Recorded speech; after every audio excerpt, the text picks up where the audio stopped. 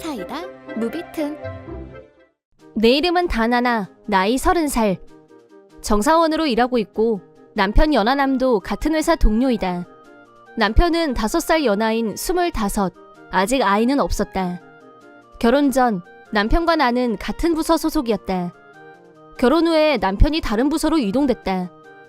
회사 측의 배려였을 거라고 생각한다. 회사는 일을 하는 곳이고 부부가 같은 곳에서 일하면서 알콩달콩하면 다른 동료들 눈에 거슬릴 수 있기 때문에 미연에 방지한 걸 거다. 그래서 처음엔 아무 불만이 없었다. 부서가 달라졌어도 남편과 사내에서 얼굴 정도는 볼 수 있고 남편에 대한 평판도 같은 회사에 있다 보면 자연스럽게 들을 수 있을 거다. 어차피 퇴근하면 계속 같이 있을 텐데 뭐. 부서가 갈라졌다고 해서 우리한테 무슨 영향이 있는 건 아니니까. 나는 그렇게 생각했었다. 그런데 남편이 불륜인 것 같다는 소문이 흘러나오기 시작했다. 부서 이동한 지 겨우 2주밖에 지나지 않았는데 남편한테 물어봤더니 실은 여자 상사가 자꾸 따로 보자고 해서 곤란하다고 했다. 결혼했다고 말 안 했어? 말했지, 유부남이라고. 근데 42살 노처녀라는데 너무 적극적이야. 내 말이 먹히질 않아. 새 여자 상사는 남편의 교육을 담당하고 있다고 했다. 근속 20년의 터줏대감 같은 존재인 반면 우리 남편은 이제 겨우 입사 3년차. 상대가 대선배이다 보니 말 한마디 꺼내기도 어려운 게 눈에 선했다. 그래? 그럼 내가 얘기 한번 해볼게. 나는 전문대 졸업 후 입사했기 때문에 근속 10년 차였다. 남편보다 연상이고 어엿한 30대였다. 행여 문제가 커지더라도 내 직속 상사는 아니니까 좀 더 낫겠지. 남편을 대신해서 내가 따끔하게 얘기해보기로 했다. 점심시간 남편 부서에 갔는데 그 여자 상사가 남편한테 꼬리치는 장면을 목격하고 말았다. 여자 상사는 젊었을 때는 꽤 미인이었을 것 같은 외모였다. 키도 크고 이목구비도 뚜렷한 얼굴이었지만 세월의 무게가 있다 보니 42살다운 나이가 얼굴에 나왔다. 하지만 자기만 그걸 모르고 있는 것 같았다. 내가 이래봬도 우리 부서에서 아이돌급 존재감이거든? 그렇지만 특별히 오늘 밤은 연하남 씨가 독점하게 해줄 의향이 있어. 전 아내가 있습니다. 내가 정말 죄인이야. 유부남까지 내 매력에 빠지게 만들잖아? 이 죽일 놈의 미모. 정말 상상 이상으로 가상의 세계에 살고 있었다. 이건 특단의 조치가 필요하겠는걸. 메타인지가 정말 시급해.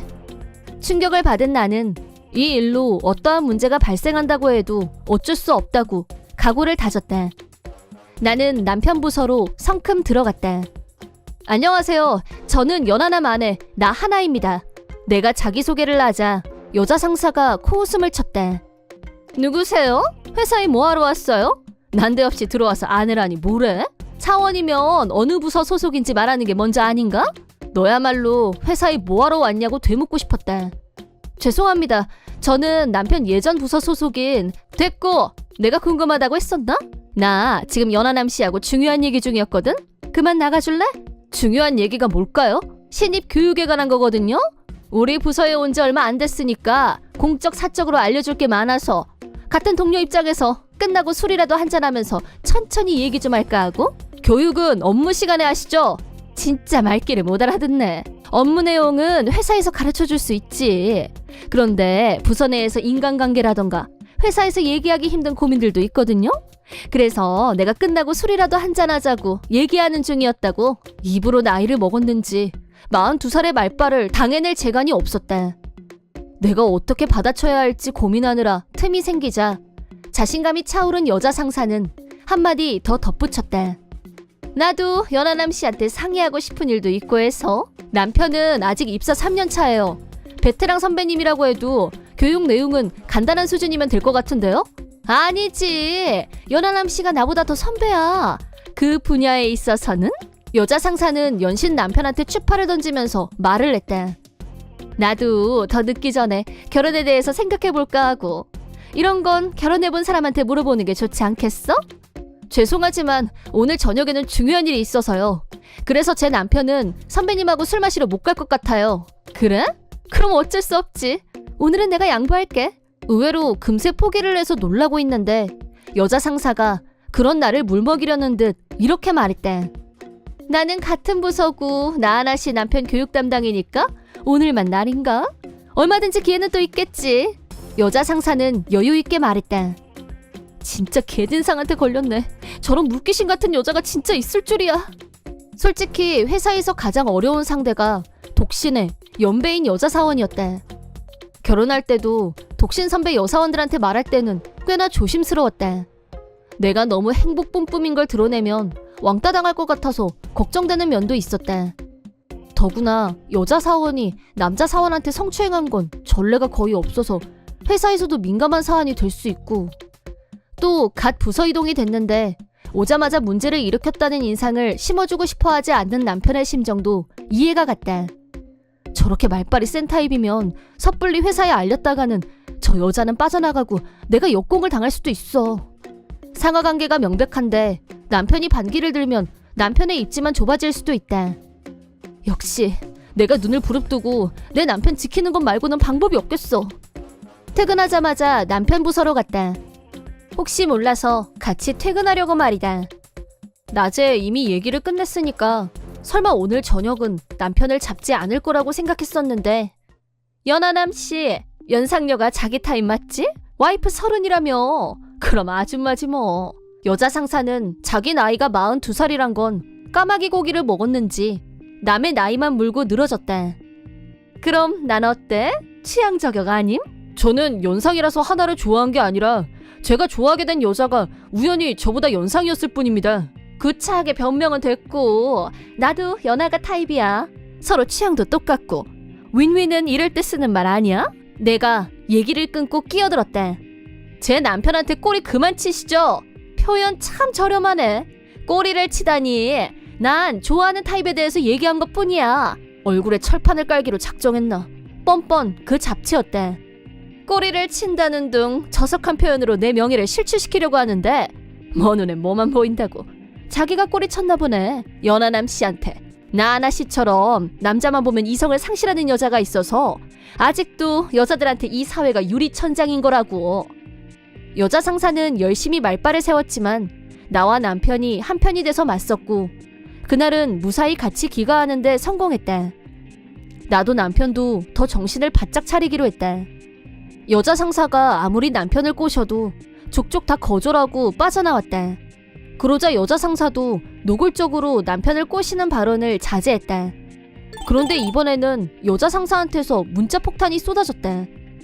업무상 필요한 일이 있을 때 연락하라고 해서 아이디를 가르쳐줬는데 그게 실수였나 봐. 나는 남편을 위로했다. 당신 잘못은 아니지. 업무상으로 연락한다고 해놓고 개인적인 일로만 잔뜩 메시지를 보내는 그 여자가 잘못된 거지. 남편과 나는 일과 관련된 게 아니면 철저히 안일십하기로 했고, 대면 비대면 상관없이 업무 관련 외에는 무시가 최고의 약이라고 결론을 내렸다. 직장인의 꿀맛, 연휴 시작. 나와 남편은 친정시댁에 얼굴 도장을 찍고 깨알 온천 여행까지 힐링 시간을 챙겼다. 멋진 풍경에서 인증사진도 남기고 맛있는 음식 서로 먹여주면서 신혼기분을 만끽했다. 즐거웠던 순간을 SNS에도 올렸다. 연휴 끝, 출근. 나란히 출근한 우리 부부에게 다가와 불을 뿜는 여자 상사. 어떻게 날 이렇게 외롭게 할 수가 있어? 이러기 있어 정말? 어이 상실. 내가 연휴 통으로 비워놓고 기다렸는데 어떻게 첫날부터 마지막 날까지 단 한 번도 연락이 안 돼? 그 와중에 SNS는 업데이트했더라? 여자 상사가 남편한테 보낸 메시지는 개인적인 일이란 걸 안 순간 안일십이 우리의 룰이었다. 보아하니 연휴 기간에 남편한테 데이트를 하자고 한 모양이었다. 연휴 중에 연락하신 이유가 우리 남편하고 데이트하고 싶어서였다고 자백하신 거네요? 이 사람 유부남이에요. 제 남편. 이쯤에서 그만하시죠. 벌써 선 많이 넘으신 것 같은데. 그쪽도 선 지켜. 마지막 판단은 연하남 씨가 하는 거야. 우리나라에서 이혼은 합법이야. 재혼도. 여자 상사는 이번에도 내가 이겼지 하는 표정이었다. 우리 둘 중에 누가 더 매력이 있는지, 사회적 지위는 누가 더 네, 제 선택은 단 하나입니다. 말도 채 끝나기 전에 남편이 확 대답했다. 대답 들으셨죠? 내가 여유만만하게 나오자 여자 상사는 훅 열이 받아서 상스러운 말을 입에 담았고 눈에 보이는 대로 물건을 집어던졌다. 사람들이 몰려들었고 회사가 소란스러워졌다. 연휴 기간 동안 쌓였던 여자 상사의 스트레스가 대폭발한 순간이었다. 무리를 일으킨 후 여자 상사는 퇴직했다. 나와 남편이 갑질과 성추행으로 신고한 결과였다. 증언자들도 다수 있었고 회사에서 처분이 내려졌다. 해고 처분은 간신히 면했지만 여자 상사 스스로 회사에 나오기가 껄끄러웠는지 사표를 썼다. 프라이드였던 사회적 지위도 잃었고 42살의 독신, 파트 근무가 그녀의 현실 이력이다. 이번 영상은 어떠셨나요? 재밌게 보셨다면 구독, 좋아요에 댓글까지 달아주시면 감사하겠습니다. 그럼 다음 영상에서 만나요.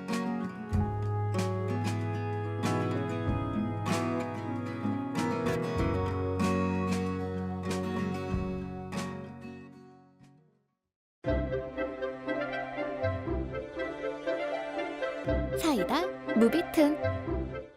나는 1년 전에 교통사고를 당했고 의식불명으로 그 사이 장기간 입원해 있었다. 눈을 떴을 때는 병원이었고 나한테 무슨 일이 있었는지 아무것도 기억나지 않았다. 우선 눈앞에 보이는 간호사한테 여기가 어디냐고 물었더니 사고가 나서 병원에 와 있다고 알려줬다. 그럼 나를 다치게 한 가해자는 붙잡혔냐고 묻자 가해자가 자수를 했고 병원에도 몇 번이나 왔었다고 말해줬다. 그래도 가해자가 나쁜 사람은 아닌 것 같아서 마음이 놓였다. 내가 의식을 찾자 담당 의사가 바로 왔고 가해자한테도 연락이 간 모양이었다. 연락을 받은 가해자는 얼마 후 병실에 왔고 나를 보더니 무릎을 꿇고 정말 죄송하다고 용서를 빌었다. 간호사한테 가해자가 거의 매일 찾아왔었다는 말을 이미 들은 후라서 그랬는지 나를 이렇게 만들었다는 원망과 분노는 없었다. 가해자는 상당한 금액의 위자료를 나한테 내밀었다. 나는 위자료를 받고 합의를 해줬다. 내가 의식이 돌아왔다고 부모님께도 바로 알렸다는데 병실로 들어온 부모님 표정이 어쩐지 기뻐하는 것 같아 보이지 않았다. 하긴 원래부터 그다지 사이가 좋은 부모 자식 관계가 아니었으니까 상관하지 않기로 했다. 의식이 돌아오고 몇 개월은 재활에 힘썼다.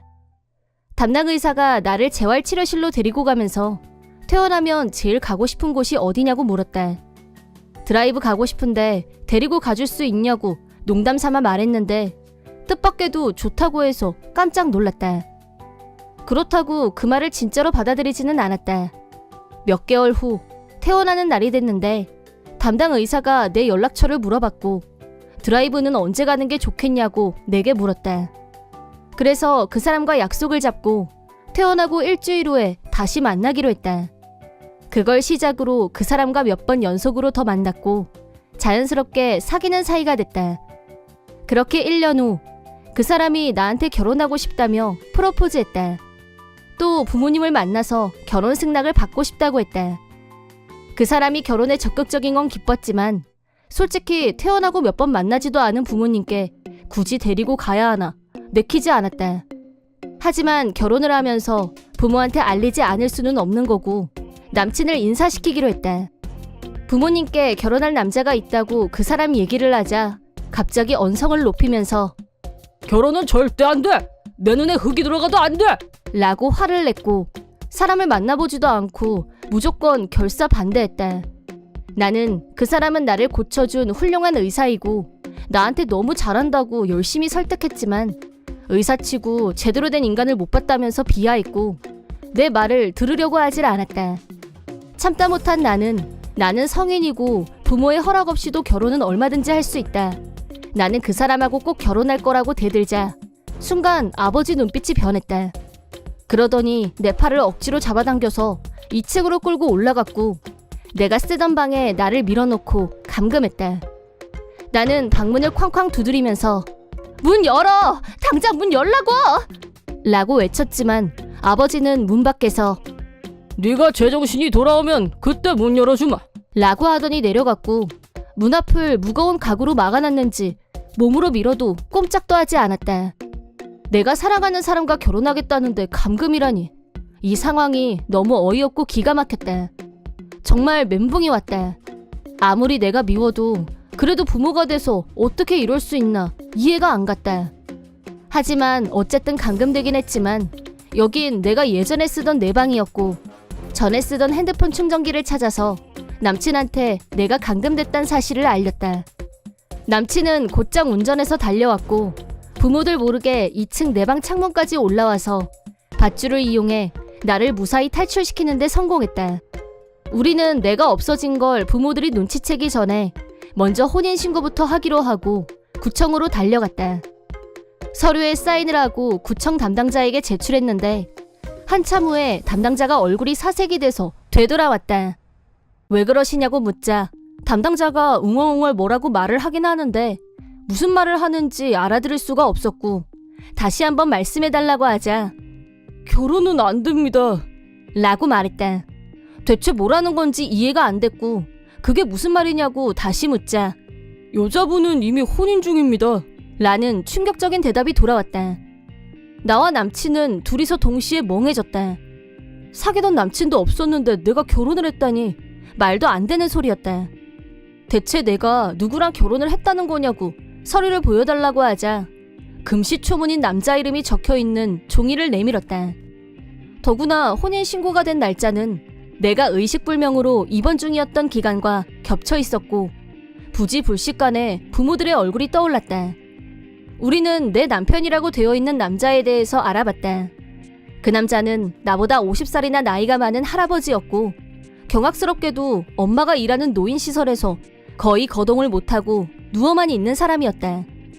그때 내가 집에서 탈출한 사실을 알게 된 부모들로부터 전화가 걸려왔다. 너 어디야? 당장 집으로 안 들어와?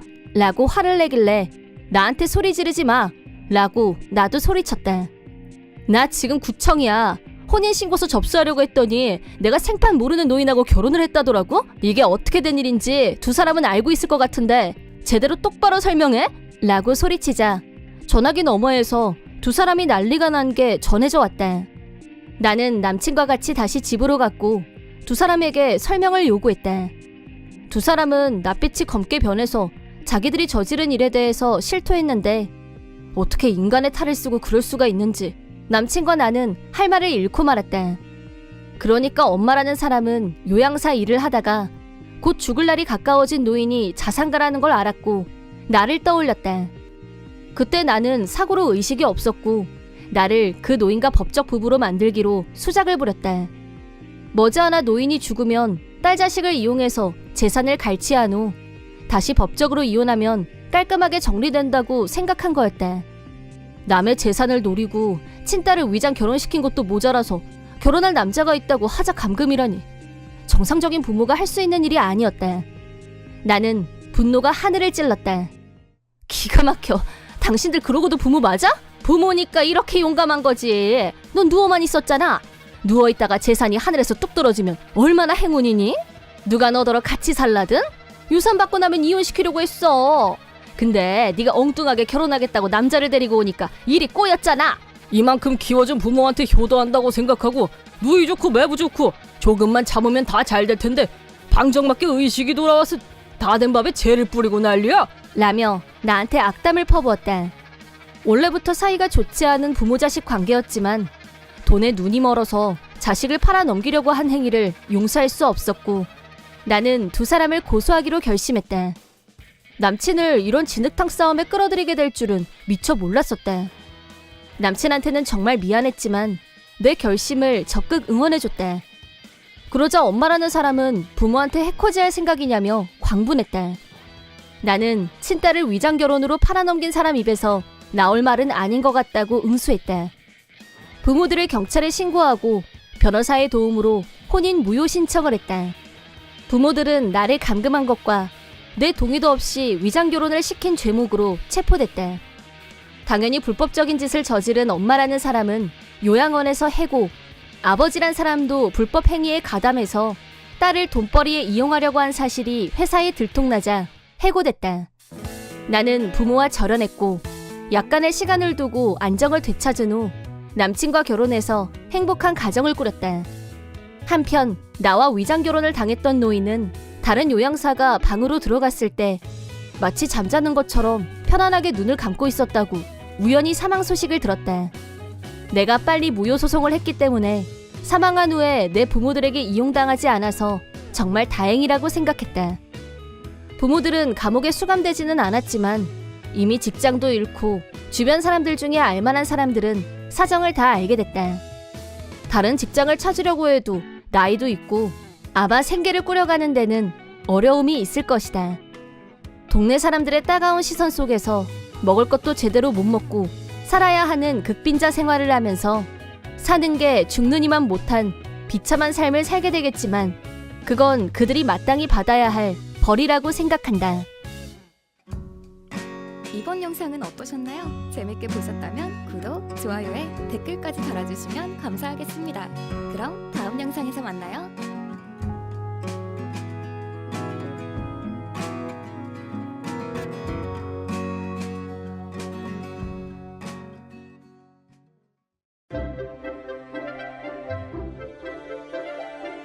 사이다 무비튼. 내 이름은 성실한, 직업은 사회복지사이고 아내 부정혜와 둘이서 살고 있다. 아내는 결혼 날짜를 잡자마자 바로 다니던 회사에 사표를 냈고 전업주부가 됐다. 원래부터 전업주부가 꿈이었다고 말하는 아내는 결혼하고 나자 집안일에도 정성이었고 요리도 엄청 열심히 만들었다.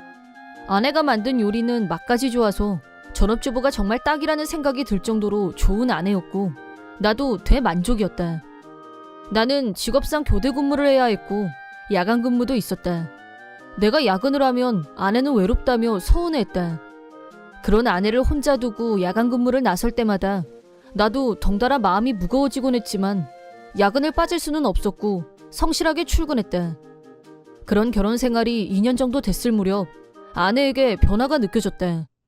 그렇게 내가 야근을 갈 때마다 현관에서 눈물바람을 하던 아내가 내가 나가든 말든 1도 신경 쓰지 않게 된 것이다. 심지어 당신 다음 야근 스케줄이 언제야? 라면서 마치 야근을 기다리는 듯한 뉘앙스가 풍길 정도로 달라졌다. 그런 아내의 변화가 심상치 않게 느껴졌지만 일단은 지켜보는 수밖에 없었다. 그러던 어느 날 퇴근하고 저녁 때 집에 갔는데 아내가 집에 없었다. 평소라면 저녁을 하고 있을 시간인데 이상하다 싶어서 전화를 걸었지만 받지 않았다. 집에 우두커니 앉아서 아내가 오기를 기다렸는데 저녁 8시쯤 지나서 아내가 돌아왔다. 어디 갔다 왔냐고 물었더니 친정에 잠깐 갔다가 깜빡 잠이 들어서 늦어졌다고 말했다. 그럴 수도 있지만 시간이 돼도 안 일어나면 장모님이 깨워주는 게 상식이고 아내의 말을 다 믿을 수는 없었지만 아내는 금방 저녁 차릴게 라면서 평상시와 전혀 다르지 않게 굴었고 나도 더 이상 아내를 추궁하지 않고 여느 때와 똑같이 아내를 대했다. 하지만 비슷한 일이 여러 번 반복됐고 아내는 항상 똑같은 핑계를 댔다. 이제 더 이상 아내의 불륜을 의심하지 않을 수 없게 됐다. 전업주부인 아내는 모임이 있다면서 밤늦게까지 안 들어오는 날이 늘어갔고 내가 야근한 날에 외출했다 들어온 흔적이 역력하다거나 의심 가는 일이 계속 일어났다. 계속 이런 식으로 나온다면 흥신소에 의뢰하는 수밖에 없다고 생각하던 무렵 그날도 야근을 하고 있었는데 갑자기 현기증이 일어나면서 서 있는 것도 힘들 정도로 상태가 안 좋았다. 아내 일로 너무 스트레스를 받다 보니 몸이 먼저 반응을 일으킨 것 같았다. 상사가 오늘은 그만 가서 쉬라고 조퇴를 시켜줬고 감사하다고 하고 집으로 왔는데 집에 도착해서 우리 주차장에 차를 세우려고 했는데 모르는 차가 주차되어 있었다. 누가 착각한 거라고 생각하고 일단 방문객용 주차장에 차를 세웠다. 현관에 들어선 순간 평소와 다른 무언가를 감지했다. 현관에 벗어져 있는 낯선 남자 신발이 눈에 들어왔다. 나는 발소리가 나지 않게 천천히 안으로 들어갔고 욕실 쪽에서 무슨 소리가 들렸다. 설마 하면서 탈의실 문을 살짝 열자 아내의 옷 옆에 남자 양복이 허물처럼 벗어져 있는 게 보였다. 욕실에서는 야릇한 남녀의 소리, 사랑에 어쩌고 하는 듣고 있기 힘든 말들에 역겨움이 올라왔다. 내 귀를 씻어내고 싶을 정도였다. 아내의 불륜은 더 이상 의심이 아니었고 분노와 슬픔이 동시에 터져나왔다. 그때 순간적으로 서랍장이 눈에 들어왔고 그걸 끌어다가 욕실 문을 막았다. 욕실 문을 절대 열 수 없게 됐다는 걸 확인한 나는 안에 있는 두 사람을 향해서 조용! 하고 소리를 질렀다. 그러자 안에서 아내가 당신이 왜 거기 있어? 라고 놀랐고 남자가 오늘 괜찮다고 네가 오라고 했잖아! 라고 아내를 다그치는 게 들려왔다. 아내는 당신이 오해한 거야 라고 헛소리를 하면서 문을 열려고 했지만 문이 열리지 않는다는 걸 알고는 당신 뭐 하려는 건데? 라면서 아까보다 몇 배로 당황한 듯이 말했다. 바로 그때 양고기에 던져놨던 불륜남의 핸드폰이 울렸다. 화면에는 집사람이라고 떴다. 일도 망설이지 않고 핸드폰을 집었고 전화를 받았다. 뭐야, 당신 오늘도 늦어? 늦으면 늦는다고 말하라고 했지? 라고 화를 냈다. 나는 내가 누군지 밝히고 현재 상황을 설명하자 불륜남 아내는 말도 안 돼. 우리 남편 그런 사람 아닌데. 라면서 큰 충격을 받은 것 같았다. 주소를 알려주자 당장 오겠다고 했고 전화를 끊었다. 나는 내 전화기를 들고 장인 장모에게 연락했다. 시간은 벌써 밤 11시를 넘었지만 아닌 밤중에 홍두깨라고 놀란 장인, 장모도 당장 오겠다고 했다. 인원이 모이기를 기다리는 동안 욕실에 갇힌 두 사람은 난리가 났고 말싸움이 벌어졌다. 괴싸움을 듣고 있자니 내가 저런 여자랑 결혼을 했단 말인가 라는 자괴감이 들었다. 저 문을 열고 나오는 순간 이혼이다 라고 결심했다. 장인 장모와 불륜남의 아내가 속속 도착했고 모두가 모인 가운데 서랍장을 치우고 욕실을 개방했다. 문을 열자 알몸으로 몸둘 바를 모르고 있는 두 사람. 불륜남 아내는 눈물을 펑펑 쏟으면서 요즘 계속 늦게 들어온다 했더니 바람 피운 거였냐? 걸레 같은 놈, 이혼이야! 라고 악을 썼다. 그러자 불륜남이 침착해! 진정하고 내 말 들어! 이 여자는 잠깐 데리고 논 거야. 애가 셋인데 이혼하면 어쩌려고! 라면서 부인한테 소리쳤다. 옷이나 입고 떠들어! 라고 부인이 소리 지르자 아내와 불륜남은 정신없이 옷을 주워 입었다. 네가 이런 짓을 할 줄은 몰랐다. 내가 자식을 잘못 키웠어. 라고 장인어른은 말씀하셨고 장모는 눈물을 흘리면서 자네한테 면목이 없네. 내 자식이지만 창피해서 얼굴을 들 수가 없어. 내 자식이 저 지경일 줄이야. 정말 한심해서 부모 자식 연 끈을 꺼내. 라고 하면서 아내를 경멸하는 눈으로 쳐다봤다. 나는 아내한테 닥치고 이혼해 라고 짧게 말하자 아내는 당신까지 왜 이래? 내가 잠깐 정신이 나갔었어. 딱 한 번 바람 피웠는데 바로 이혼은 아니지 않아? 앞으로 다시는 안 한다고 약속할게. 용서해줘. 라고 매달렸다. 구질구질하게 나오는 아내에게 내가 지금 네 이 꼴을 평생 어떻게 잊어? 됐고 끝내. 라고 차갑게 거절했다. 아내는 나는 당신이 이 시간에 집에 올 거라고는 생각도 못했었어. 일단 우리 둘이 다시 얘기하자. 어? 라면서 어떻게든 나를 설득하려고 했지만 나는 고개를 옆으로 흔들면서 오늘은 부모님하고 같이 친정으로 가 라고 하고 아내를 밖으로 내보냈다. 장인 장모는 마지막까지 나한테 머리를 숙이고 사죄하셨지만 정작 당사자인 아내는 뭔가 불만이 있는 듯한 태도였고 마지못해 친정으로 갔다. 며칠 후 변호사를 통해서 아내와 불륜남에게 위자료를 청구하기로 했고 이혼 절차에 들어갈 준비를 시작했다. 아내는 몇 번이나 집에 와서 난 절대 이혼 안 할 거니까 그렇게 알아? 그리고 나 같은 전업주부가 무슨 돈으로 위자료를 내? 라며 악을 썼다. 아내와 입씨름하기도 지친 나는 앞으로는 용건이 있으면 변호사를 통해서 하라고 하고 이혼하고 나서도 함부로 집에 찾아오면 경찰을 부를 거라고 경고했다. 변호사를 통해 연락을 전달받은 아내는 막판이 돼서야 자기가 저지른 짓이 어떤 건지 깨달았는지 이혼 서류에 사인을 했다. 불륜남도 사정은 비슷해서 자기 부인한테 울면서 싹싹 빌었지만 용서와 화해는 없었고 위자료와 새 아이의 양육비를 지불하기로 약속하고 이혼했다. 이렇게 되자 아내는 불륜남과 끝까지 가볼 생각이었던 모양인데 불륜남은 전철을 그저 가볍게 즐기는 상대, 그 이상으로는 생각하지 않은 것 같았다.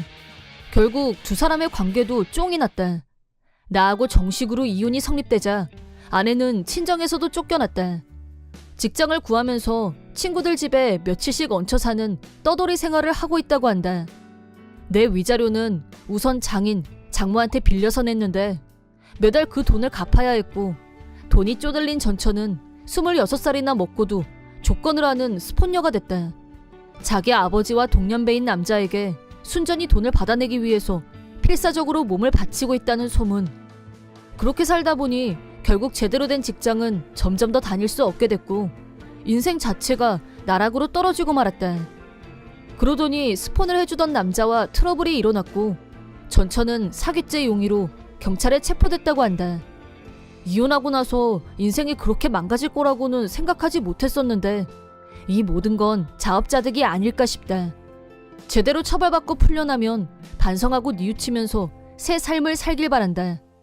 한편 나는 이혼 후에 위자료를 받고 새 집으로 이사를 했다.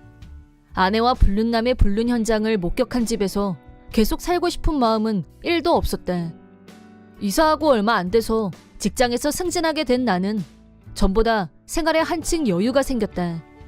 이혼하고 1년 후에는 직장 후배와 연애를 시작했고 지금은 행복하고 알차게 인생을 즐기고 있다. 앞으로도 열심히 내 일을 하면서 전처와의 일은 다 잊고 이제는 여친과의 장래를 긍정적으로 고민해봐야겠다 라고 생각하고 있다.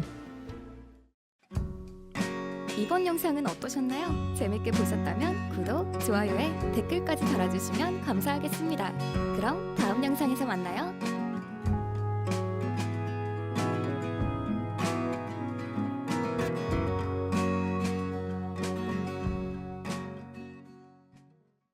내 이름은 성실한, 직업은 회사원, 아내 한심애는 전업주부이다. 결혼 1년차, 아이는 아직이다. 최근에 주택으로 내 집을 마련했다. 나는 잔업도 많고 항상 바빴지만 이제 막 집도 마련했겠다. 잔업이라도 해서 더 열심히 벌어야 했다. 그런 의미에서 잔업은 감사한 일이기도 했다. 하지만 집안일은 대부분 아내한테 맡겨놓은 상태였기 때문에 항상 미안한 마음이었고 쉬는 날에는 최대한 아내를 도우려고 노력했다. 다만 요리에 대해서는 전적으로 아내가 전담했다. 갚아야 할 대출금이 어마어마했기 때문에 외식은 자제했다. 아내도 나 요리 잘해 라면서 큰 불만은 없었다. 잔업을 마친 내가 집 근처 역에 내린 시간은 저녁 8시쯤이었다. 집에 거의 다 왔을 때 사람들이 웅성웅성 모여있는 게 보였다. 소방차가 몇 대나 와 있었고 경찰차도 출동해 있었다. 경찰들도 있었지만 동네 주민이 다 모인 게 아닌가 싶을 정도로 사람이 많았다. 저녁 먹을 시간에 웬 사람이 이렇게 많이 모였어? 다들 참 한가하네. 그때까지 나는 여유 있게 그런 생각을 하면서 사람들 사이를 뚫고 지나가려고 했다. 소방차도 있는 걸 보니 불구경들을 나왔나? 주변을 살펴보니 불이 난 집은 바로 우리 집이었다. 퇴근하고 오니 집에서 검은 연기가 활활. 바로 멘붕이 왔다. 진화 작업이 거의 다 끝난 것처럼 보였고 가까이 가도 위험하지 않을 것 같았다. 이게 정말 생시가 맞는 걸까? 새로 지은 집이 까만 숫덩이로 변하다니. 완공된 지 한 달밖에 되지 않은 집이었다.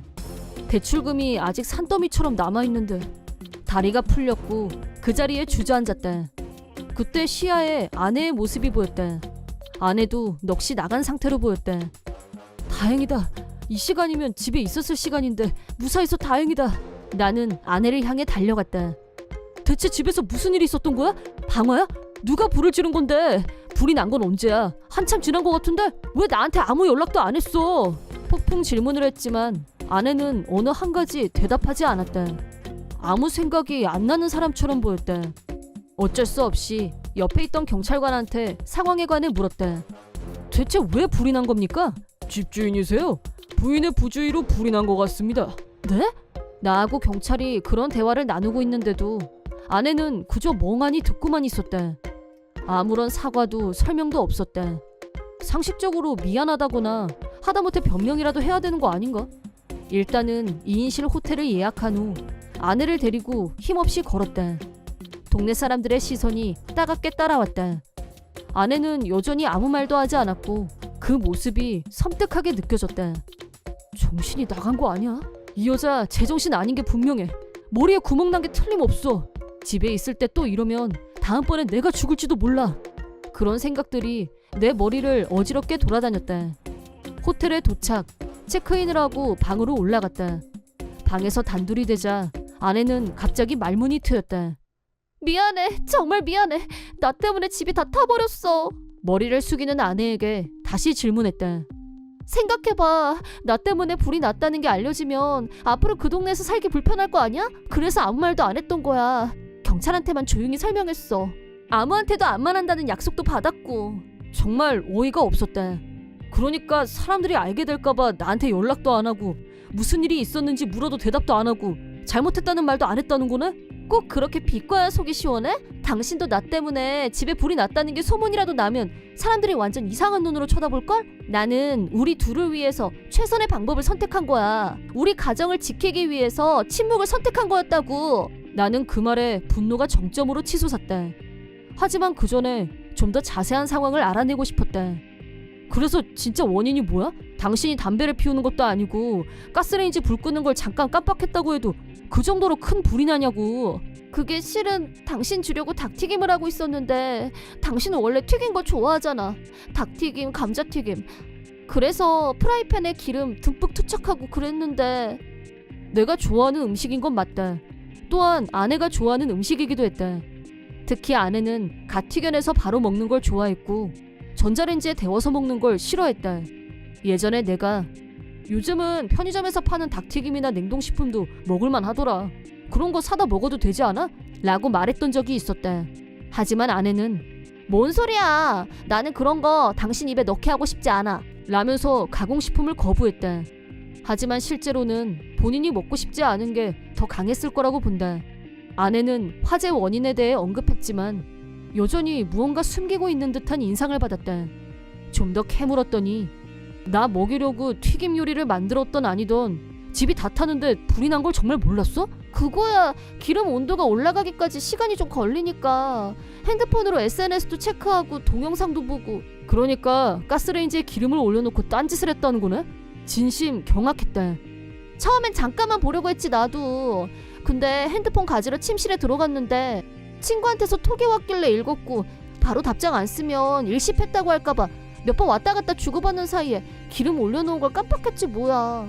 가스레인지에 불 켜놓고 한눈 팔면 안 된다는 건 초딩들도 다 아는 거야. 누가 그걸 몰라? 어쩌다 보니 운이 없었던 거잖아. 재수가 없어서 이렇게 된 걸 어쩌라고? 그때 하필 또 친구가 근처에 왔다면서 얼굴 좀 보자고 해서 나도 그러자고 하고 잠깐 나갔다 온 것뿐이라고. 하필 걔는 왜 나한테 그때 나오라고 해서. 걔만 아니었음 집에 불날 일도 없었어. 아내는 모든 책임을 남 탓으로 돌리고 있었다. 친구 만나고 집에 왔더니 이미 일이 다 벌어진 후였어. 당신한테 연락하고 말고도 없었다고. 가관이었다. 누가 들으면 피해자인 줄. 현관문 틈으로 연기가 막 나오는데 도저히 현관문을 열고 들어갈 수가 없었어. 그래서 뒷문 쪽으로 돌아가서 창문으로 들여다봤더니 불기둥이 솟아오르고 막. 기름이 활활 타는데 보고만 있었어? 그럼 나더러 불기둥 치솟는 부엌으로 뛰어들어가서 불을 껐어야 됐단 거야? 내가 전신 화상을 입어도 된단 말이야? 내가 그렇게 말했어? 즉각 신고를 했어야지. 아내는 집이 활활 타오르자 머릿속이 하얘져서 정지 상태로 멍하니 쳐다만 보고 있었던 모양이었다. 겨우 정신을 차리고 119에 신고를 한 건 시간이 한참 더 경과한 후였던 걸로 추정된다. 이번 화재로 인해 부상을 입은 사람은 없었다. 불행 중 다행이었다. 옆집으로 불이 옮겨붙지 않은 것도 천만다행이었다. 새로 지은 집을 다 태워버린 아내에게 분노가 일어난 건 사실이다. 그렇긴 하지만 아내가 일부러 집에 불을 낸 건 아닌 게 분명했다. 아내를 질책한들 새로 지은 집이 원래 상태로 돌아오는 것도 아니었다. 얼마 살지도 않은 집이 불에 타고 재만 남았다. 삶이 무너진 것만 같고 아내에게 화낼 힘도 나지 않았다. 부부가 뭐야. 이런 역경과 시련이 닥쳤을 때 같이 힘을 합쳐서 이겨내야지. 라고 아내가 먼저 말했다. 그 역경과 시련을 지금 누가 만들었는데 그런 말이 나와 지금? 버럭 화를 내고 말았지만 참는다고 다가 아니었다. 아내한테 설교도 퍼부었다. 그 다음은 건설적인 생각을 해야만 했다. 맞는 건진 모르겠지만 아내를 용서하기로 했다. 물론 같은 일이 반복되지 않도록 확실한 대책을 세우는 게 관건이었다. 내가 생각한 대책은 3가지였다. 첫 번째는 소화기를 구입, 키친에 비치할 것. 두 번째는 요리할 때는 절대 핸드폰을 사용하지 않을 것. 세 번째는 앞으로 절대 튀김 요리를 하지 않을 것. 아내는 3번째 조건에서 강하게 반발했다. 협상 끝에 안전장치가 달려있는 전기 에어프라이어를 구입하기로 했다. 에어프라이어는 기름을 사용하지 않아도 되니 안심이고 사용하더라도 극소량이니까 요리 중에 한눈을 팔았다고 해도 괜찮겠지. 이번 화재에 대해서 양가 부모님께도 설명해드렸다. 장인 장모는 자기 딸이 저지른 짓이라 그런지 아무 말이 없었다. 오히려 우리 딸이 결심만 하면 뭐든 다 잘하는 애야 라고 하면서 근거 없는 두둔만 했다. 한술 더 떠서 평소에 남편이 집안관리를 잘했어야지. 남편을 위해서 요리하려다가 불이 난 건데 책임은 반반씩 져야 마땅하지 라고 궤변을 늘어놨다. 그뿐 아니라 내가 생각해낸 소화기 설치 등에 대한 것도 전부 필요 없다고 했다. 그딴 건 필요 없어 라고 주장했다. 위험해. 안전조치를 강조하는 내 의견을 무시하는 아내. 나는 별거를 선언했다. 이틀 후 저녁, 처갓집에 불이 났다. 아내가 닭튀김을 하다가 벌어진 일이었다. 내가 그 전날 에어프라이어를 써봤는데 맛이 없더라고. 그래서 기름에 튀겨 먹고 싶었어. 그게 이유의 전부였다. 역시 너는 머리에 구멍이 난 게 분명해. 너랑 살면 내가 제명에 못 살 것 같아서 이혼이야. 이혼이 제일 나은 선택이라고 생각했다. 전처와 장인, 장모는 반쯤 타고 남은 집에서 살고 있다. 2번 일어난 일은 3번 일어날 수 있다. 자기 딸만 위하는 장인 장모는 반만 남아있는 집이 언제 어떻게 될지 몰라서 전전긍긍하고 있을 것이다. 지금은 셋이서 싸우는 게 일이라는데 벽이 일부 허물어진 집에서 싸움을 해대니 옆집까지 민폐가 장난 아니라는 소문. 내 이름은 한지성. 대학을 졸업한 지 2년째. 목표했던 회사에 입사해서 모카 열일 중인 빛나는 24. 졸업 후에도 대학 때 친구들과는 정기적으로 만나면서 서로 공적, 사적인 일들에 대해 공유하고 있다. 어느 날 여느 때처럼 주말에 대학 동기 6명이 모여서 허심탄회하게 술을 마시고 있었다. 그때 친구 중 한 명이 힘들게 말을 꺼냈다. 있잖아, 한심이가 곧 약혼한데 약혼 파티할 예정이라고 전달해달라고 해서 라고 했다. 그 말을 듣는 순간 그 자리에 있던 친구들의 표정이 모두 굳었다. 이유는 한심애는 그 시절 우리가 모두 싫어하던 애였기 때문. 한심애는 누구를 만나건 여왕벌처럼 자기가 위에서 군림해야 직성이 풀리는 타입이었다. 한심애는 비주얼이 좋은 편이었고 딱 보면 인기 있는 타입으로 보였다. 하지만 아무리 신경이 둔한 남자애들도 한심애가 성격 파탄자라는 건 바로 알았고 남녀 모두에게 기피 대상이었다. 특히 여자애들 사이에서는 한심에 묻을까봐 도망다니는 정도였다. 하지만 나는 중학교 때부터 알고 지낸 불행한 인연으로 인해 도망도 못 다니는 처지였다. 서로 비슷한 사람끼리 끌린다고 하는데 다행히 내 주변에는 좋은 친구들이 많았다. 그런 친구들하고만 있으면 좋으련만 한심애를 손절하지 못해서 한심애가 우리 쪽으로 와서 자리를 틀었고 우린 모두 인내심 테스트를 당했다. 옛날부터 한심애는 우리 아빠 사장님이고 나 같은 애를 금수저라고 하지 라며 자랑을 했고 항상 명품 브랜드로 치장하고 다녔다. 보통 애들은 그 말을 고지고대로 믿었지만 중학교 때부터 동창인 나는 그게 다 거짓말이란 걸 알고 있었다. 한심의 아빠는 작은 공장의 평사원이었고 5명이나 되는 아이들을 키우느라 고생이 많았다. 한심의 밑으로 남동생이 4이나 있었고 부모님은 둘 다 공장에서 일하셨다. 그런 가정 형편 때문에 대학 학비를 마련하기 힘들었던 한심애는 학비와 용돈을 벌기 위해 룸살롱에서 알바를 하면서 자기 힘으로 대학에 다녔다. 좋게 보면 자립이었고 고생하는 걸 알고 있었기 때문에 한심애를 완전히 미워할 수 없는 부분이 있었다.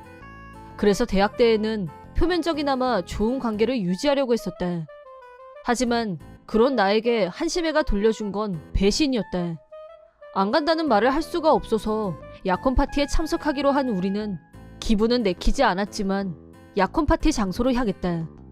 파티 장소에 도착하자 넓고 화려한 파티룸 입구에 한심애와 약혼자 이름이 적혀 있었다. 약혼자의 이름을 본 순간 정말 깜짝 놀랐다. 한심애 이름 옆에 나의 소꿉친구 왕진상 이름이 있었다. 진상이와 나는 집이 가까워서 어렸을 때 항상 같이 놀았었다.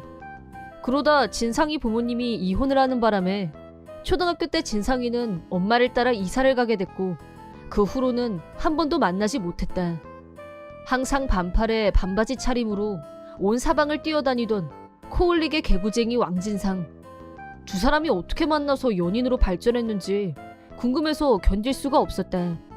어른이 된 진상이를 빨리 보고 싶었고 두근거리는 마음으로 파티가 시작되길 기다렸다.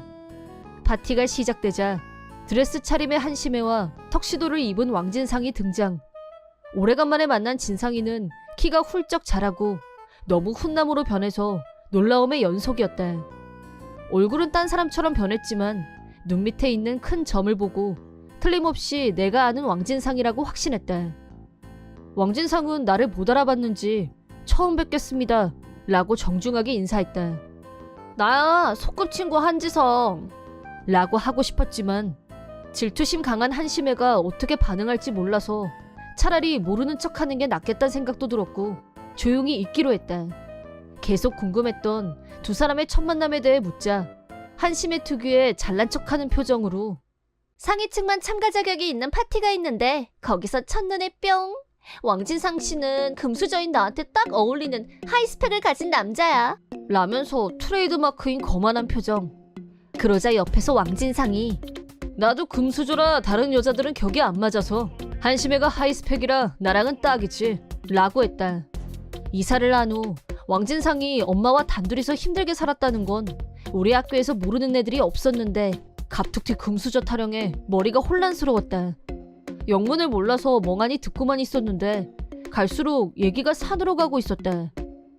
우리 집안도 할아버지 때부터 기업을 경영하다 보니까 서민들하고는 격이 안 맞더라고. 어려서부터 하고 싶은 건 다 하면서 살았고 우린 서로 금수저 집안에서 유복하게 자랐기 때문에 처음부터 잘 맞았던 것 같아 라고 천연덕스럽게 거짓말을 하는 왕진상을 향해 나도 모르게 어디서 개뻥은 라고 혼잣말을 너무 크게 하고 말았다. 그러자 한심애가 개뻥이라니? 너같이 촌탁 같은 애가 왕진상 씨에 대해서 뭘 안다고 나서 라며 발끈했다. 그걸 시작으로 한심애와 왕진상의 여왕벌 놀이가 시작됐다. 한심애는 혹시 한지성 너 질투하니? 네가 촌탁이라서 인기 없는 건 아닌데 여기서 질투하는 건 좀 아니지 않아? 라며 나를 웃음거리로 만들었다. 부창부수 왕진상은 한심의 친구들이라고 해서 예쁜 애들이 올 줄 알고 기대했었는데 얼깡에 촌딱들만 모여 있어서 실망이야. 직장들은 다니나? 코딱지만한 영세기업 사원 각인데 라면서 우리를 깔보는 비하 발언까지 입에 담았다. 자기 잘난 척이나 할 것이지 비하 발언까지. 열이 뻗쳤지만 같은 수준이 되기 싫어서 일단 참았다. 다른 친구들도 나와 마찬가지로 화는 나지만 참고 있었다. 아무도 반론하지 않자 급발진 걸린 한심애는 더욱 발언 수위가 올라갔다.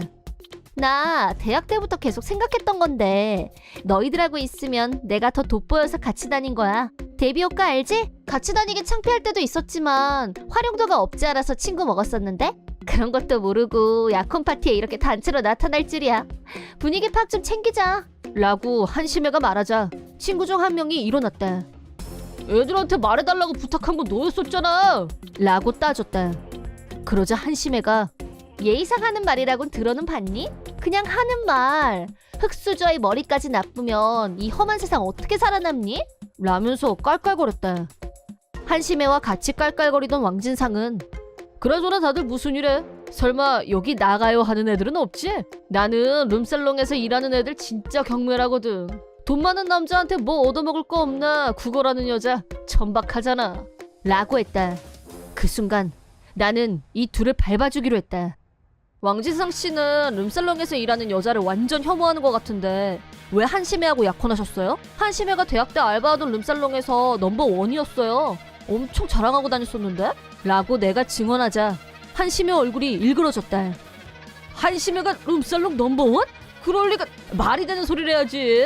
우리 한심애는 사장님 딸 금수저를 입에 물고 태어난 애야 라고 떠드는 왕진상에게 한심의 아버지는 부품 공장에서 열심히 일하는 성실한 노동자이시지만 사장님은 아니에요. 그 공장 사장님은 우리 삼촌이거든요 라고 팩트를 알려주자 왕진상은 뭐야 그게 진짜야? 그럼 한심애가 나를 속였다는 거야? 라며 멘붕.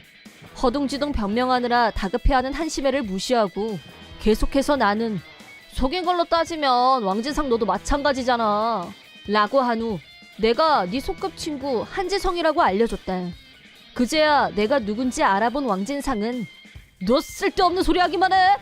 라며 소리쳤다. 그러자 한심해가 뭔데? 빨리 말해봐. 라며 달려들었고 나는 왕진상이 어디서 어떻게 자랐는지 요약해서 말해줬다. 내가 근데 너 얼굴이 너무 변했다. 혹시 성형했니? 라고 왕진상한테 돌직구를 던지자 그건 그러니까 라고 얼버무리는 게 전곡을 찔린 듯 마무리 멘트로 룸살롱 출신 미녀와 성형미남 완전 어울린다 라고 하자 두 사람은 아무 말도 하지 못했다. 서로 거짓말을 했다는 게 탄로나자 두 사람은 대판 싸움이 일어났고 우리는 그러거나 말거나 밖으로 나와버렸다. 거짓말 그 잡채였던 두 사람은 개싸움 끝에 파혼으로 막장을 내렸다. 두 사람은 똑같은 거짓말로 부모님은 지금 해외에 계신다면서 부모님께 아직 인사도 안 드린 사이였다고 한다. 한심해는 왕진상과 헤어지자마자 우리한테 소개팅 주선 좀 해줘 라고 뻔뻔하게 나왔지만 더 이상 한심해를 사람 취급하는 친구들은 없었다. 한심해는 우리 말고 다른 친구가 없었는지 다른 남자와 다시 결혼하게 됐는데 초대할 친구가 없다는 걸 알게 된 남자 측에서 파혼을 선언했다고 한다. 그 뒤로도 비슷한 상황이 반복됐고 그 결과 우리 모두가 한심해보다 먼저 결혼식을 올리게 됐다. 한편 왕진상은 한심해와 헤어진 후에도 같은 수법으로 여자들을 속이다가 2년 후 결혼 사기죄로 체포됐다. 인터넷에 신상이 털렸고 출소 후에는 사람들의 손가락질을 받으며 살아야 하는 신세가 되고 말았다. 나는 26살 때 같은 직장에서 알게 된 남자와 결혼해서 행복하게 잘 살고 있다. 대학 친구들과는 여전히 좋은 친구로 지내고 있지만 한심해와는 그때 이후로 손절 상태다. 앞으로도 마음이 통하는 친구들과 잘 지내면서 평생 친구로 남고 싶다. 나는 아내와 둘이서 살고 있었고 아이는 없었지만 행복한 결혼 생활을 하고 있다고 생각했었다. 하지만 어느 날 아내가 불륜 중이란 사실을 회사 동료를 통해 알게 됐다. 동료가 자주 가는 바가 있는데 한 달에 2번 정도 아내가 오는 걸 봤다고 했고 호스트처럼 보이는 남자와 항상 같이 왔었다고 했다. 아내는 그 남자한테 딱 달라붙어서 거의 얼굴이 붙은 상태에서 얘기하더라면서 보통 사이가 아닌 걸로 보였다고 말했다. 그 말을 들은 나는 아내에게 오늘 회사에서 철야를 하게 될 것 같다고 말하고 동료와 함께 아내의 단골바에서 잠복하기로 했다. 그러자 아내는 정말로 바에 나타났다. 들키지 않게 조심하면서 아내가 하는 짓거리를 관찰했는데 듣던 대로 호스트처럼 말끔하게 생긴 남자와 함께였다. 충격적인 장면은 계속 연출됐고 남자의 손이 아내의 허리를 감고 있었다. 누가 보면 진짜 연인인 줄. 동료의 말은 하나도 틀린 게 없었다. 하지만 나는 불가사의할 정도로 평정심을 유지했다. 당장 달려나가서 멱살을 잡을 수도 있었지만 조용히 증거를 남기기 위해 두 사람의 모습을 동영상으로 찍었다. 인내심을 갖고 계속 지켜본 결과 바에서 나온 두 사람은 한치의 예상도 어긋나지 않게 다정한 모습으로 호텔로 향했고 그 장면 역시 증거로 남겼다. 하지만 핸드폰으로 촬영한 영상은 화면이 너무 어둡고 화질이 나빴다. 거리가 멀어서 줌으로 당겨 찍었지만 아내의 얼굴이 선명하게 보이지 않았기 때문에 정식으로 흥신소에 불륜 조사를 의뢰하기로 결심했다. 집에서 아내에게 이틀 연속 철야 근무를 하게 될 것 같다고 하자 아내는 당신 요즘 너무 무리하는 것 같아 라며 걱정하는 척 연기를 잘도 했다. 예상대로 아내는 내가 철야 근무라고 흘린 이틀간 놈과 만났다. 지난번처럼 바에서 술을 마신 후 호텔로 이동했고 불륜 관계에 충실하게 시간을 보냈다. 그렇게 일주일 정도가 지나자 충분하고도 넘칠 정도의 증거가 모였다. 아내는 내가 집에 없는 낮에는 그 남자 집에 찾아갔고 거기서 하루 종일 시간을 보냈다. 자기가 원해서 전업주부가 됐지만 집이 항상 지저분하고 빨래가 밀려 있었던 이유를 알 것 같았다. 동료는 나한테 그 남자가 정말 호스트면 돈을 안 쓰고는 만날 수 없을 거라면서 내 월급을 어떻게 쓰는지 체크하는 게 좋을 거라고 말해줬고 나는 통장 내역을 확인했다. 그러자 저축해뒀던 돈 1억과 보험금 2천만 원이 해약된 걸 알게 됐다. 어처구니 없게도 광열비가 연체된 건 물론 대출금 이자 독촉장이 날라와 있었다. 전업주부인 아내는 우편물이 도착하면 바로 처분해서 내 눈에 안 띄게 숨겨왔던 모양인데 이 정도로 정신이 나가 있을 줄이야. 집안 살림이 쑥대밭이 된 걸 보니 현타가 왔다. 어디서부터 수습하면 좋을지 머리가 아팠다. 아내가 말해도 대꾸할 마음이 안 났고 밥을 차려도 식욕이 없었다. 내 빨래도 내가 하고 한 집에 살고 있었지만 아내의 존재를 무시했다. 내가 그런 태도를 보이자 아내는 화를 냈고 왜 그러냐고 나한테 강력하게 따졌다. 친정 부모님께 하소연하기도 했다. 장인이 나한테 전화로 둘이 무슨 일이 있었는지 모르겠지만 좋게 푸는 게 어떠냐고 살살 달래는 분위기였지만 그런 차원이 아닙니다 라고 하고 전화를 끊었다. 계속해서 장인 장모로부터 전화가 걸려왔지만 무시하고 받지 않았다. 그러자 화가 난 장인 장모는 집으로 쳐들어왔고 내 딸을 왜 무시하냐며 내 얼굴을 때렸다. 나중에 생각해보니 속사정을 전혀 몰랐기 때문에 자기 딸 말만 듣다 보면 나를 몹쓸 놈이라고 생각했을 수도 있을 것 같았다. 그때 나는 어떻게 해야 할지 판단을 내리지 못하고 있었기 때문에 일종의 부작용이 일어났던 거라고 생각한다. 아내는 친정 부모님 기세를 등에 업고 대체 이유가 뭐냐며 큰 소리로 나한테 따졌다. 그래서 나는 흥신소를 통해 확보한 증거 사진들과 체납된 납부금 고지서, 보험 해약서, 빈 통장이 된 저금 통장을 모두 보여줬다. 증거물들을 보고 하얗게 질린 아내와 아내에게 이게 어떻게 된 거냐고 화를 내는 장인 장모에게 이 문제는 변호사를 통해서 알려드리겠다고 말씀드린 후 갑자기 얼음이 된 아내와 장인, 장모를 두고 집에서 나와버렸다. 당분간은 비즈니스 호텔에서 지내기로 했다.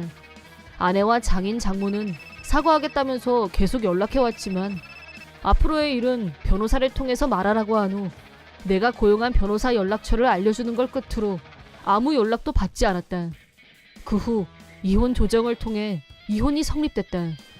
장인은 그런 일이 있는 줄도 모르고 화부터 내서 미안하다면서 직접 찾아와서 용서를 빌었다. 정신적 피해 보상이라며 위자료를 가져오셨고 자기 딸이 저지른 잘못에 대해서도 사과하셨다.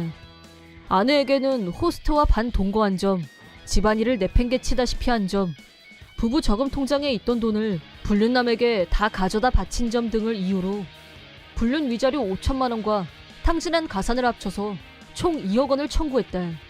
그러자 아내는 그런 큰 돈을 어떻게 갚으라는 거야? 라고 발광하면서 난리를 쳤지만 그때 옆에서 지켜보고 있던 장인이 따기 세례를 날렸다. 정신 나간 소리 닥쳐! 네가 남자에 미쳐서 다 갖다 없앤 돈이잖아. 남편이 밖에서 힘들게 벌어온 돈을 대체 뭐라고 생각한 거야? 죽을 때까지 일을 해서라도 꼭 갚아. 부모한테 손 벌릴 생각은 아예 버리는 게 좋아. 라고 불별하게 떨어졌다. 맞아서 아픈 건지 위자료가 너무 엄청나서 절망한 건지 아내는 펑펑 울었지만 운다고 달래줄 사람은 아무도 없었다. 2억이면 오피스텔 한 채 값은 되는 거금인데 앞으로 아내의 인생이 산지옥이 될 거란 전망이 들지만 당연한 결과라고 본다. 억대의 거금을 탕진하고도 나한테 들키지 않을 거라고 생각했었다는 게 어이가 없지만 호스트에 빠져있는 동안 거의 제정신이 아니었을 테고 머릿속에서는 매일 드라마를 찍고 있었던 게 아닐까. 여전히 정신을 못 차린 아내는 이혼하면 그놈하고 같이 살면서 위자료도 같이 갚을 생각이었던 모양인데 아내가 선물로 갖다 바친 차를 타고 바람처럼 사라져버렸다는 걸 알고 현타가 온 것 같았다. 하지만 나는 그놈을 도망치게 놔둘 수 없었다. 미리 이럴 경우를 대비해서 탐정을 붙여놓고 철저하게 놈을 감시했다. 도망치려는 놈을 붙잡아서 불륜 위자료를 받아내는데 성공했다. 놈은 호스트한테 돈을 갖다 바친 당신 부인한테 가서 따지라고 했지만 불륜 당사자란 사실은 변하지 않는다는 사실. 위자료를 지급하지 않으면 부모님이건 친척이건 다 찾아다니면서 네가 한 짓을 폭로하겠다고 하자 집에다가는 자기가 평범한 회사원인 걸로 꾸며놓은 모양인지 요구하는 대로 들어줄 테니 집에는 찾아가지 말아달라고 애원했다. 호스트 수입이 나쁘지 않은 건 사실인지 내가 요구한 위자료를 순순히 입금했다. 하지만 한 번 문제를 일으킨 사람은 두 번 일으키기 마련이라며 호스트바에서 해고당했고 지금은 돈도 없고 일자리도 없는 모양이다. 한편 호스트한테 버림받고 2억이라는 거금의 빚을 진 전처는 혼자서는 도저히 그 돈을 갚을 수가 없다며 친정에 가서 징징거렸다는데 당연히 좋은 소리를 들을 리 없었고 장인이 불벼락을 내리는 통에 집안에는 들어가지도 못했다고 한다. 전처는 현재 편의점 심야 알바와 패밀리 레스토랑 주방에서 힘들게 일하고 있다는 소문이다. 돈 벌기가 힘들다는 걸 절감했는지 전처는 재결합을 노리고 틈만 나면 나한테 연락을 해대고 있다. 2번 다시 당신 배신 안 할게. 앞으로는 당신 한 사람만 보고 살게.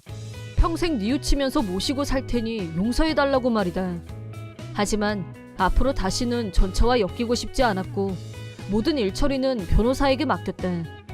나는 모든 일을 다 끝낸 후 동료에게 감사의 마음을 전했다. 이 모든 일은 동료가 나한테 사실대로 알려주면서 시작됐고 이혼으로 귀결됐지만 위자료를 받아냈으니 폭망은 면한 셈이었다. 내가 불행한 일을 겪고 힘들어할까봐 회사 동료 중에 같이 밥 먹자, 술 한잔하고 가자 등등 자상하게 챙겨주는 사람들이 많아서 희망을 품고 다시 살아갈 힘을 얻고 있다. 소문에 의하면 전처는 낮이고 밤이고 아무리 일을 해도 나한테 위자료를 내고 나면 아무것도 안 남는다.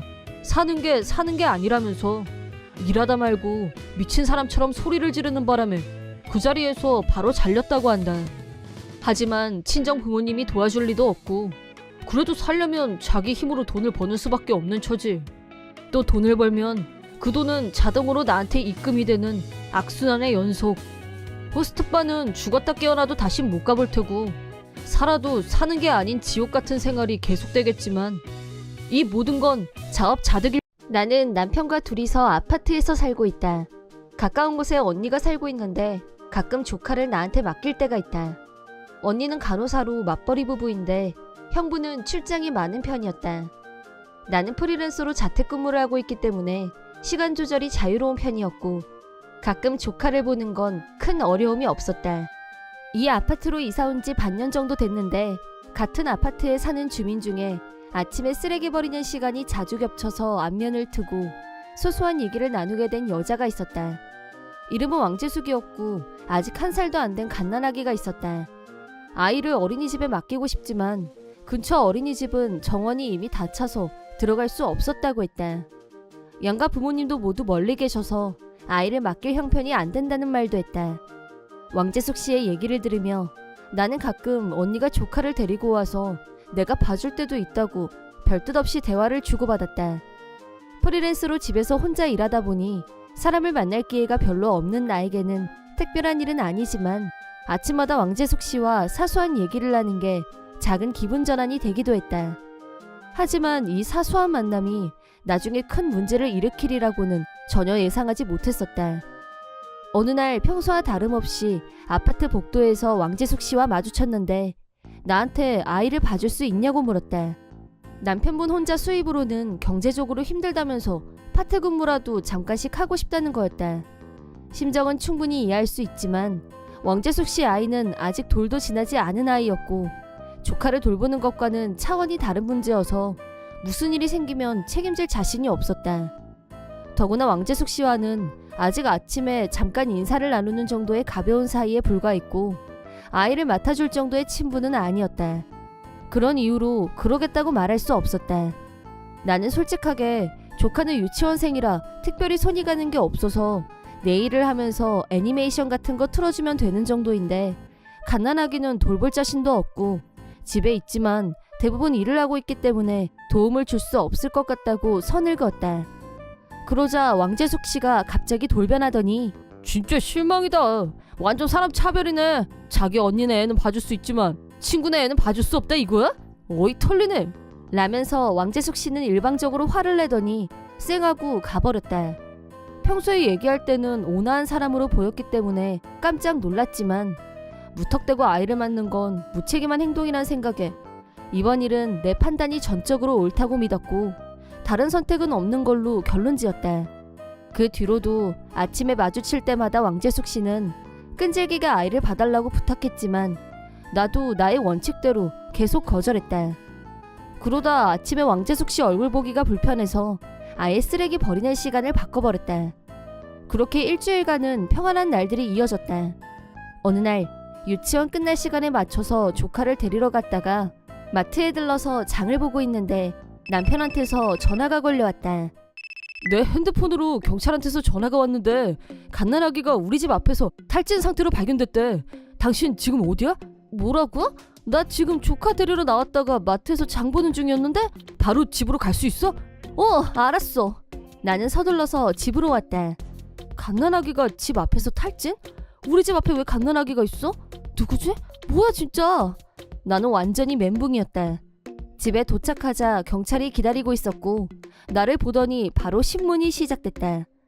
경찰은 내가 조카하고 있는 걸 보고 나를 엄마라고 오해했는지 내가 일부러 갓난아기를 방치한 건 아닌지 아동학대를 의심하는 듯한 무서운 눈빛으로 노려보면서 지금까지 어디서 뭘 하다 왔냐고 물었다. 얘는 내 조카고 조카랑 마트에 있었다고 대답한 후 우리 부부는 아직 아이가 없다고 열심히 항변했다. 그러자 경찰이 그런데 왜 선생님 집 앞에 갓난아기가 있었던 거냐면서 짐작 가는 데가 없냐고 물었다. 그때 제일 먼저 떠오른 사람은 왕재숙 씨였다. 경찰에게 최근 왕재숙 씨와 있었던 일들에 대해 자세하게 설명했다. 대소동이 벌어졌지만 결정적으로 보안 카메라가 설치되어 있다는 사실을 알아냈고 경찰은 내 증언을 토대로 영상을 확인하겠다고 했다. 그러고 난 후 경찰은 왕재숙 씨의 신변을 확보하기 위해 움직였다. 보안 카메라 영상 분석과 왕재숙 씨를 조사하는 과정에서 집 앞에 방치된 갓난아기가 왕재숙 씨 아이라는 게 밝혀졌다. 왕재숙 씨는 현관문 앞에 놓고 가면 내가 아무리 싫다고 했어도 절대 무시하지 못할 거라고 자기 멋대로 판단했고 아이를 집 앞에 혼자 내버려두고 자기는 기분 전환하려고 놀러 갔다 왔다는 거였다. 실제로 경찰에서 왕재숙 씨의 신변을 확보했을 때는 친구와 같이 있었다고 하는데 친구가 왕재숙 씨에게 아이는 하고 묻자 아무렇지도 않게 아는 사람한테 잠깐 맡겼다고 대답했고 친구는 설마 거짓말일 줄은 몰랐다고 말했다. 이 삼복더위에 갓난아이를 잠깐이라도 방치한다면 온열 질환으로 생명이 위험할 수도 있는데 웃으면서 그런 거짓말을 했다니 도저히 믿을 수가 없었다. 경찰에 체포된 왕재숙은 나하고 대질 신문을 하게 된 자리에서 네가 애를 안 봐줘서 이렇게 됐잖아. 처음부터 봐준다고 했으면 이런 문제가 왜 생겨? 네 탓이야. 네가 책임져. 당장 위자료 가져와. 라며 발광했다. 잘못을 한 사람은 아이를 방치한 자신이 아니라 자기 애를 봐주지 않은 나한테 있다고 책임을 전가하려고 했다. 내가 힘드니까 애 좀 봐달라고 몇 번이나 부탁했잖아. 근데 왜 사람 부탁을 안 들어줘? 라며 적반하장 태도를 보이자 왕재숙 씨 옆에 있던 친구가 더 치를 떨었다. 무개념, 부도덕 그 잡채. 나도 감정적이 되고 말았다. 내가 분명히 그렇게 못한다고 거절하지 않았느냐고 같이 소리를 질렀다. 경찰도 왕재숙 친구도 내 입장을 더 이해해줬다. 왕재숙 씨랑은 아침에 잠깐 인사하는 정도의 사이인데 우리가 친구도 아니고 부탁 자체가 말이 안 되는데 아이를 방치하고 간다는 게 상식 밖이다. 탈진 상태란 말을 듣고 얼마나 놀란 줄 아냐고 따졌지만 왕재숙은 자긴 잘못이 없고 내 잘못이라고 계속 우겨댔다. 잘못은 내가 했는데 왜 경찰에 자기가 잡혀왔냐면서 사방에 대고 욕하고 난리였다. 육아 우울증이 의심스러웠지만 정신 상태가 온전해 보이진 않았다. 그래서 더 무서웠다.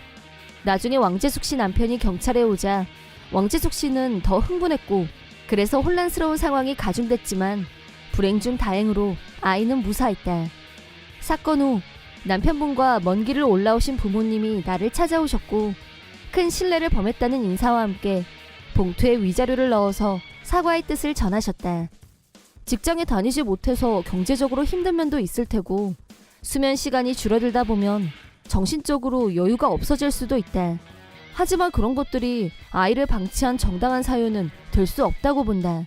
남편은 전화 받았는데 갑자기 경찰이라고 해서 놀랐지만 내용을 듣고 나니 더 깬다면서 그래도 아이가 무사하다니 천만다행이라고 말했다. 경찰에 체포된 후 왕재숙 씨는 정신병원에 입원했다는 말을 들었다. 사람이 힘들다 보면 현실 도피를 하고 싶은 마음이 들 수도 있지만 아이를 방치한 후 놀러 갔다는 점에서 이미 엄마 자격은 상실한 것이나 다름없었다. 아이 문제는 먼 곳에 살고 계시는 부모님도 함께 고민 중이라는데 아마 남은 가족끼리 잘 결론 내릴 거라고 믿는다. 나중에 남편분한테 들은 바로는 왕재숙 씨는 낭비벽이 심했다고 한다. 한 달 동안 열심히 일해서 월급을 받아오면 스트레스 발산이라며 인터넷 쇼핑을 마구 했고 돈을 금방 다 써버렸기 때문에 아이를 먹여 살리려면 잔업이라도 해서 돈을 더 벌어오는 수밖에는 없었다고 했다. 하지만 더는 이렇게 살 수 없다면서 이혼을 생각 중이라고 했다. 그 얘기를 들으면서 내가 그동안 들었던 얘기와는 너무 달라서 순간 당황했다. 왕재숙은 경제적으로 어려워서 잠깐이라도 일을 하고 싶다고 했었는데 결국 아이를 맡기고 혼자서 편하게 놀러 다니고 싶었던 거였다는 걸 알고 나니 동정의 가치가 느껴지지 않았다. 재택근무를 오래 하다 보니 사람하고 소통하는 일이 적어진 나로서는 아침에 잠깐 나누는 대화를 즐거움으로 여겼었는데 그게 이런 큰 사건으로 변질될 줄은 정말 몰랐었다. 왕재숙 씨는 도저히 구제가 안 되지만 죄 없는 갓난아이는 건강하게 잘 자라서 행복하게 잘 살길 바라는 마음뿐이다. 내 이름은 차인남, 26살의 회사원이다. 2년 전 아내 부정혜와 결혼, 작은 아파트에서 행복하게 살고 있었다. 아내는 결혼 후 패밀리 레스토랑에서 파트 근무를 시작했고 맞벌이라서 집안일은 기본적으로 분담해서 하고 있었다. 그런데 내가 스카우트 제안을 받고 회사를 옮긴 후부터 일이 너무 바빠서 물리적으로 예전처럼 집안일을 분담하기가 힘들었다. 원래는 평범한 하청 중소기업에 다니고 있었는데 성실근면한 업무 태도를 높게 평가한 원청회사에서 본사에서 일해보지 않겠냐는 제의가 들어왔다. 정들었던 회사를 떠나려고 하니 아쉽고 미안한 마음도 있었지만 수입면에서 2배 가까이 차이가 나는 점을 고려해서 본청의 제안을 흔쾌히 받아들였다. 예전부터 아내는 내 월급이 오르면 좀 더 넓은 집으로 이사하고 싶다는 말을 자주 했었다. 스카우트 받았다고 하면 아내는 틀림없이 좋아할 것이다. 당장 말할까 하다가 당분간 비밀로 하고 먼저 돈을 모은 다음에 이사갈 돈이 다 모아지면 한꺼번에 서프라이즈를 하면 더 재미있을 것 같았다. 그래서 반년 남은 결혼기념일까지만 비밀로 하기로 마음먹었다. 내가 갑자기 일이 바빠졌다고 하자 아내는 내가 집에 오는 시간을 꼼꼼히 체크하기 시작했다. 저녁에 따뜻한 밥 먹이고 싶어서 당신 오는 시간 물어보는 거야 라고 하면서 내 퇴근 시간에 맞춰서 따뜻한 저녁상을 차려주는 아내에게 항상 고마운 마음이었다. 그러던 어느 날 점심시간에 마침 아내가 일하는 레스토랑 앞을 지나가게 돼서 잠깐 얼굴을 보러 들어갔다. 분명히 오늘은 출근하는 날이라고 했는데 아내가 보이지 않았다. 다른 점원에게 물어보자 오늘은 쉬는 날이라고 했다. 아내가 집에 있는 거라면 같이 점심을 먹을까 하고 전화를 걸었지만 받지 않았다. 이상한 예감에 집으로 갔는데 현관문이 잠겨 있었다. 다른데 외출을 했나 하고 문을 열고 안으로 들어가자 현관에 낯선 남자 신발이 벗어져 있었다. 설마 아니겠지 하면서도 혹시 몰라서 발소리를 내지 않고 안으로 들어가자 침실 쪽에서 아내와 어떤 남자가 얘기하는 소리가 들려왔다. 남자가 진짜 여기서 일해도 돼? 남편 낮에 집에 안 와? 라고 하자 아내가 하루 종일 공장에서 뺑뺑이 도는데 집에 올 시간이 어디 있어? 라고 했다. 아내 말대로 전에는 공장에서 현장 관리를 했기 때문에 그랬지만 지금은 본사 근무라 상황이 달라졌다는 걸 아내는 아직 모르고 있었다. 충격 때문에 얼음 자세로 움직이지 못하는 사이 안에서는 아내와 남자의 야릇한 소리가 들려왔다. 도저히 견딜 수 없어서 도망치듯 밖으로 빠져나왔지만 시간이 지날수록 충격은 분노로 변했다. 아내의 불륜 증거를 확보한 후 이혼하기로 결심한 나는 침실에 몰래카메라를 설치했다. 내가 출근한 사이 아내는 남자를 집으로 불렀다. 그리고 나하고 같이 자는 침대 위에서 아내가 하고 있는 짓을 상상하자 역겨워서 구역질이 올라왔다. 몰래카메라를 설치하고 아내의 행동을 관찰한 지 한 달째 여러 가지 일들의 진상이 밝혀졌다. 남자의 정체는 35살의 기혼남, 패밀리 레스토랑 단골이었다. 말로만 듣던 더블 불륜, 가장 큰 충격은 아내의 철저한 양면성이었다. 아내는 불륜남과 있을 때와 나하고 있을 때의 모습이 완전히 달랐다. 전혀 딴 사람으로 보였다. 나에 대해서 평생 공장에서 기름밥이나 먹을 인생 출세는 얼어 죽을 라고 비하 발언을 했고 요즘은 지가 뭔데 집안일에 손도 안 대? 짜증나! 라면서 입만 열면 불만이었다.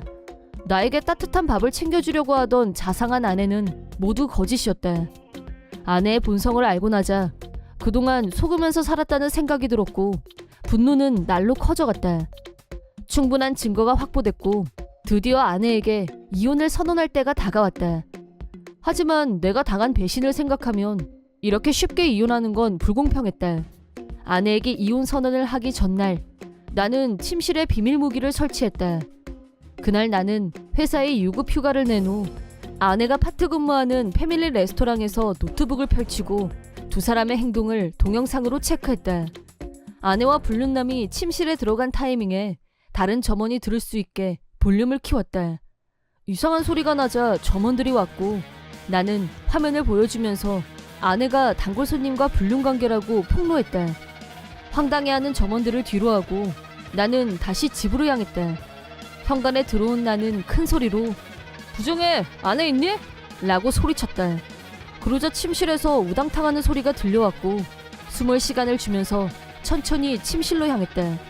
침실로 들어가자 예상대로 아내와 불륜남의 모습이 보이지 않았다. 침대 밑에는 마구 벗어던진 두 사람의 옷가지가. 우리 집은 아파트 3층. 두 사람이 순간 이동할 수 있는 장소는 옷장밖에 없었다. 이것도 미리 예상하고 안에서는 열지 못하게 장치를 만들어둔 상태였다. 다음 단계는 인터넷에서 주문한 특대형 목재 상자를 옷장에 넣어뒀다. 두 사람은 분명히 지금 그 목재 상자에 들어가서 숨어 있을 것이다. 나는 목재 상자를 테이프로 돌돌 감아서 봉인한 후 트럭 운전을 하는 친구에게 연락했다. 벌써 연락해서 도움을 요청한 상태였기 때문에 친구는 집 근처에서 대기 중이었다. 친구와 같이 목재 상자를 트럭에 싣고 조수석에 올라탔다. 아내와 불륜남은 일이 이 지경이 됐는데도 아직 안 들켰다고 생각하는 건지 상자 안에서 숨소리도 안 내고 있었다.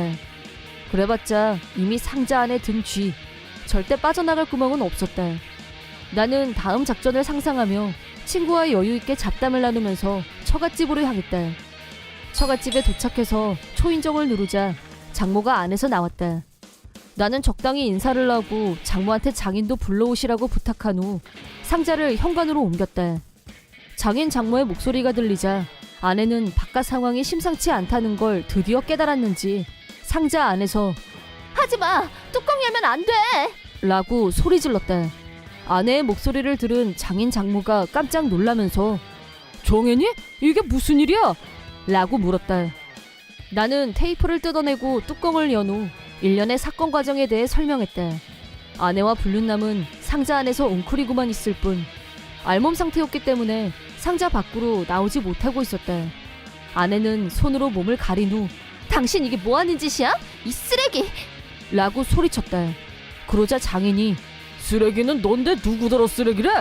라고 버럭했고 장모는 나한테 울면서 미안하다고 했다. 장인의 고함 소리에 기가 질린 아내는 마지못해 나한테 사과했지만 진심은 1도 없는 영혼 없는 메아리였다. 장모가 급한 대로 아무 옷이나 들고 와서 두 사람에게 얼른 입으라고 했다. 안으로 들어가 얘기를 하게 된 타이밍에 노트북을 열어서 노트북 안에 있던 불륜 증거 및 동영상을 장인 장모에게 공개했다. 아내가 몰카 설치했었니? 비열한 놈! 라며 성질을 내길래 미리 준비해뒀던 이혼 서류를 내밀었다. 그러자 계속 강하게 나왔던 아내의 태도가 갑자기 꺾였다. 당신은 출세도 못하고 비전이 없잖아. 남들처럼 좋은 집에 사는 건 꿈도 못 꾸는데 남편이 그러니까 내가 이렇게 된 거잖아? 라고 내 원망을 했다.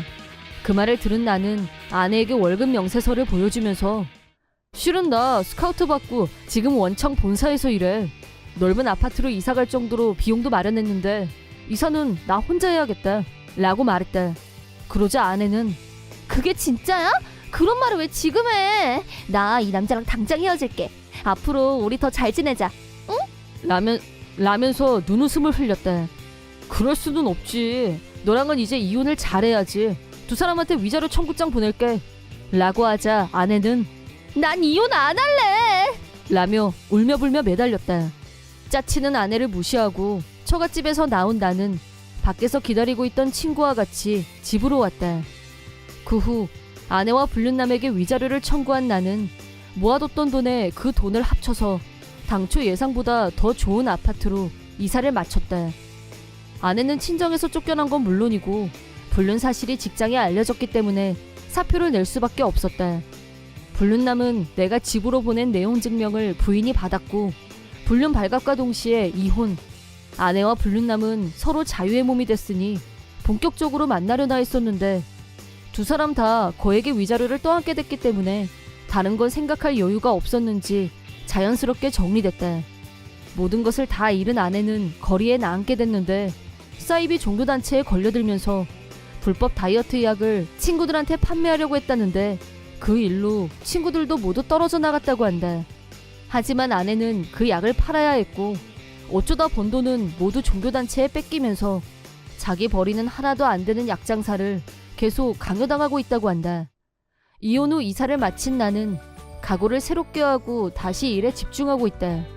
수입이 올라가면서 여가 생활을 충실하게 보낼 수 있게 됐고 마음 가는 대로 자유롭게 독신 생활을 만끽 중이다. 만약 앞으로 다시 연인을 만날 기회가 생긴다면 겉모습에 속지 말고 상대의 진짜 마음을 잘 알고 시작해야겠다는 생각을 해본다. 내 이름은 소심해. 남편 왕진상과 딸 보람이를 키우는 전업주부이다. 남편과는 지금까지 크게 다툰 적도 없고 겉으로 보면 아무 문제 없어 보이는 부부이지만 나로서는 절대 이해 불가인 일이 한 가지 있다. 그건 바로 남편이 나를 친정에 보내주지 않는다는 것이다. 결혼 후에도 당연히 명절이 되면 친정에 갈 생각이었는데 남편이 결사반대했다. 나는 전업주부였고 멀리 떨어진 친정에 가려면 비용이 따르기 마련이었다. 경제적인 이유로 남편한테 강하게 밀어붙이지 못한 채 부모님과는 통화만 하고 있었다. 아무리 그렇다고 해도 최소한 설에는 친정에 보내줘야 하는 게 정상 아닌가? 설마 그 정도는 알 거라고 믿고 맞이한 결혼 후 첫 설 연휴. 작정하고 남편한테 이번 연말연시에 꼭 친정에 가고 싶은데 라고 물어봤다.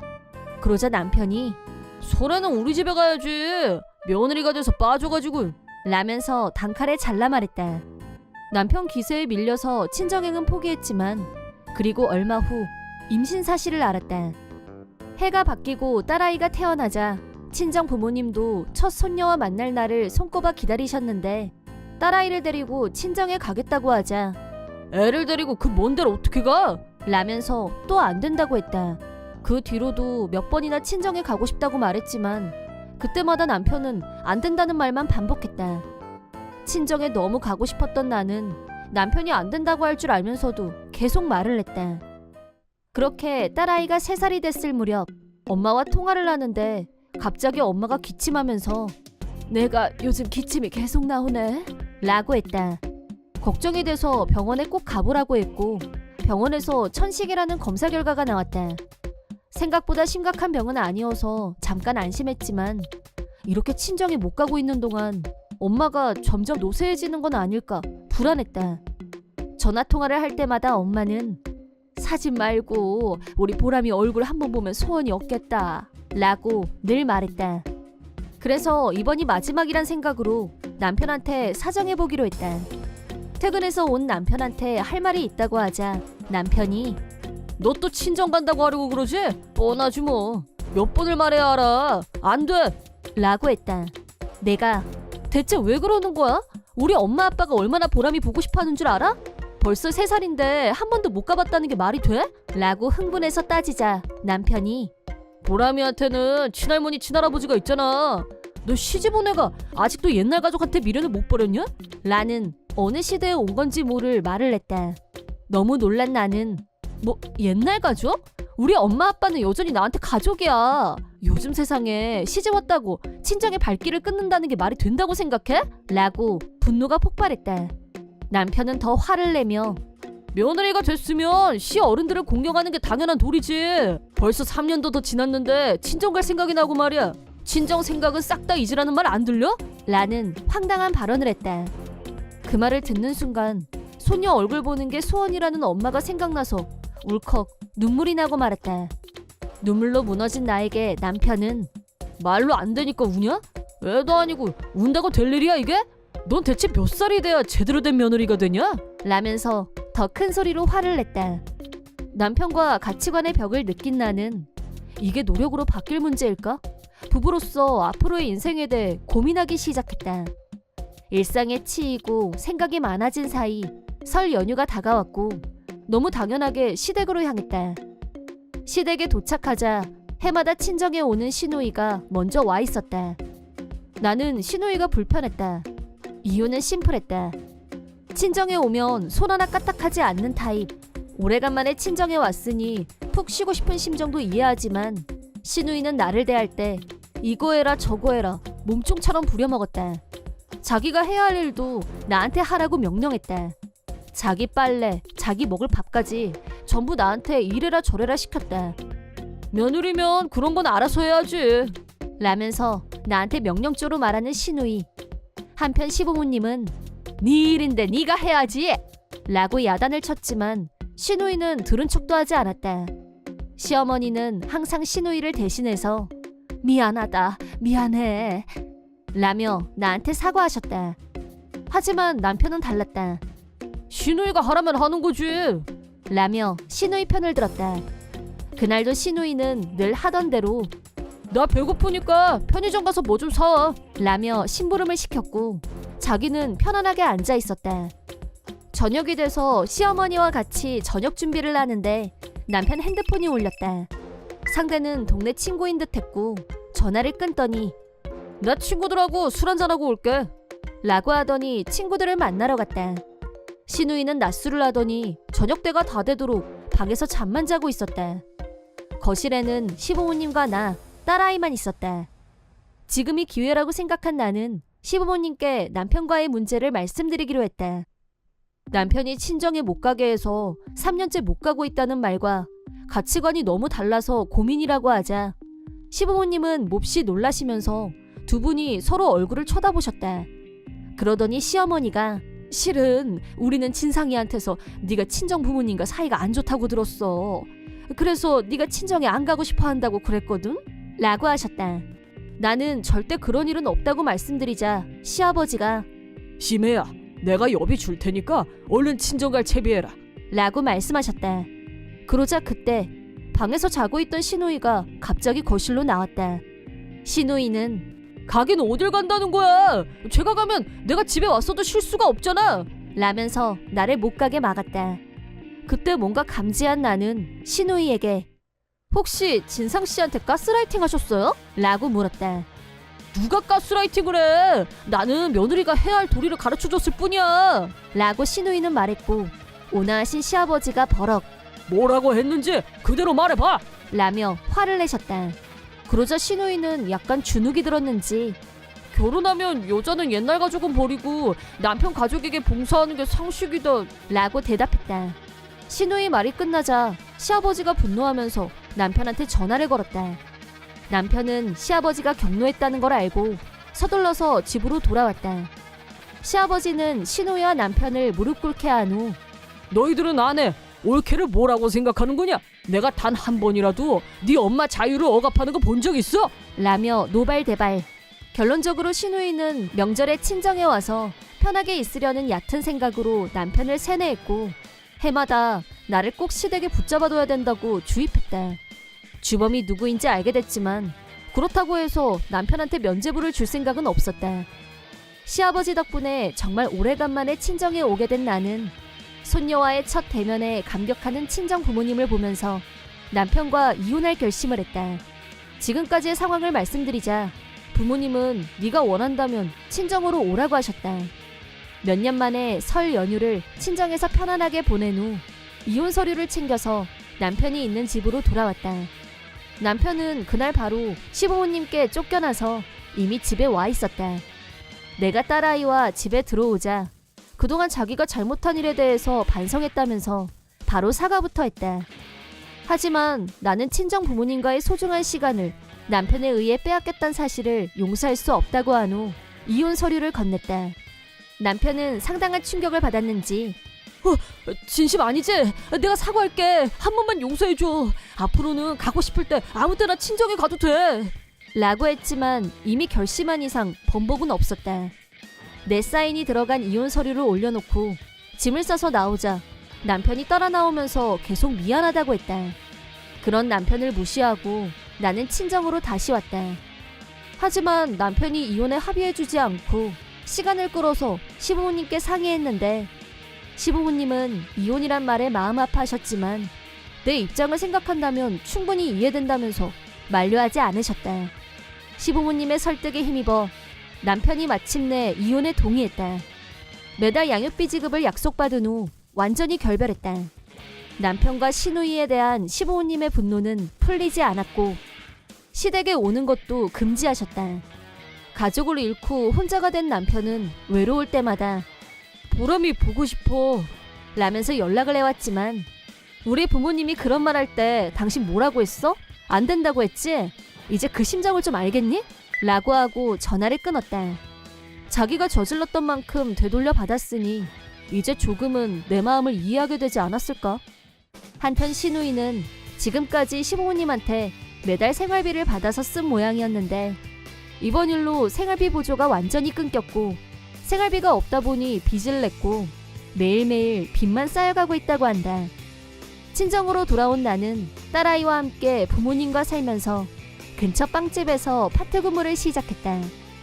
남편한테 억압당하면서 사는 것보다는 지금 생활이 몇 배는 더 행복하게 느껴진다.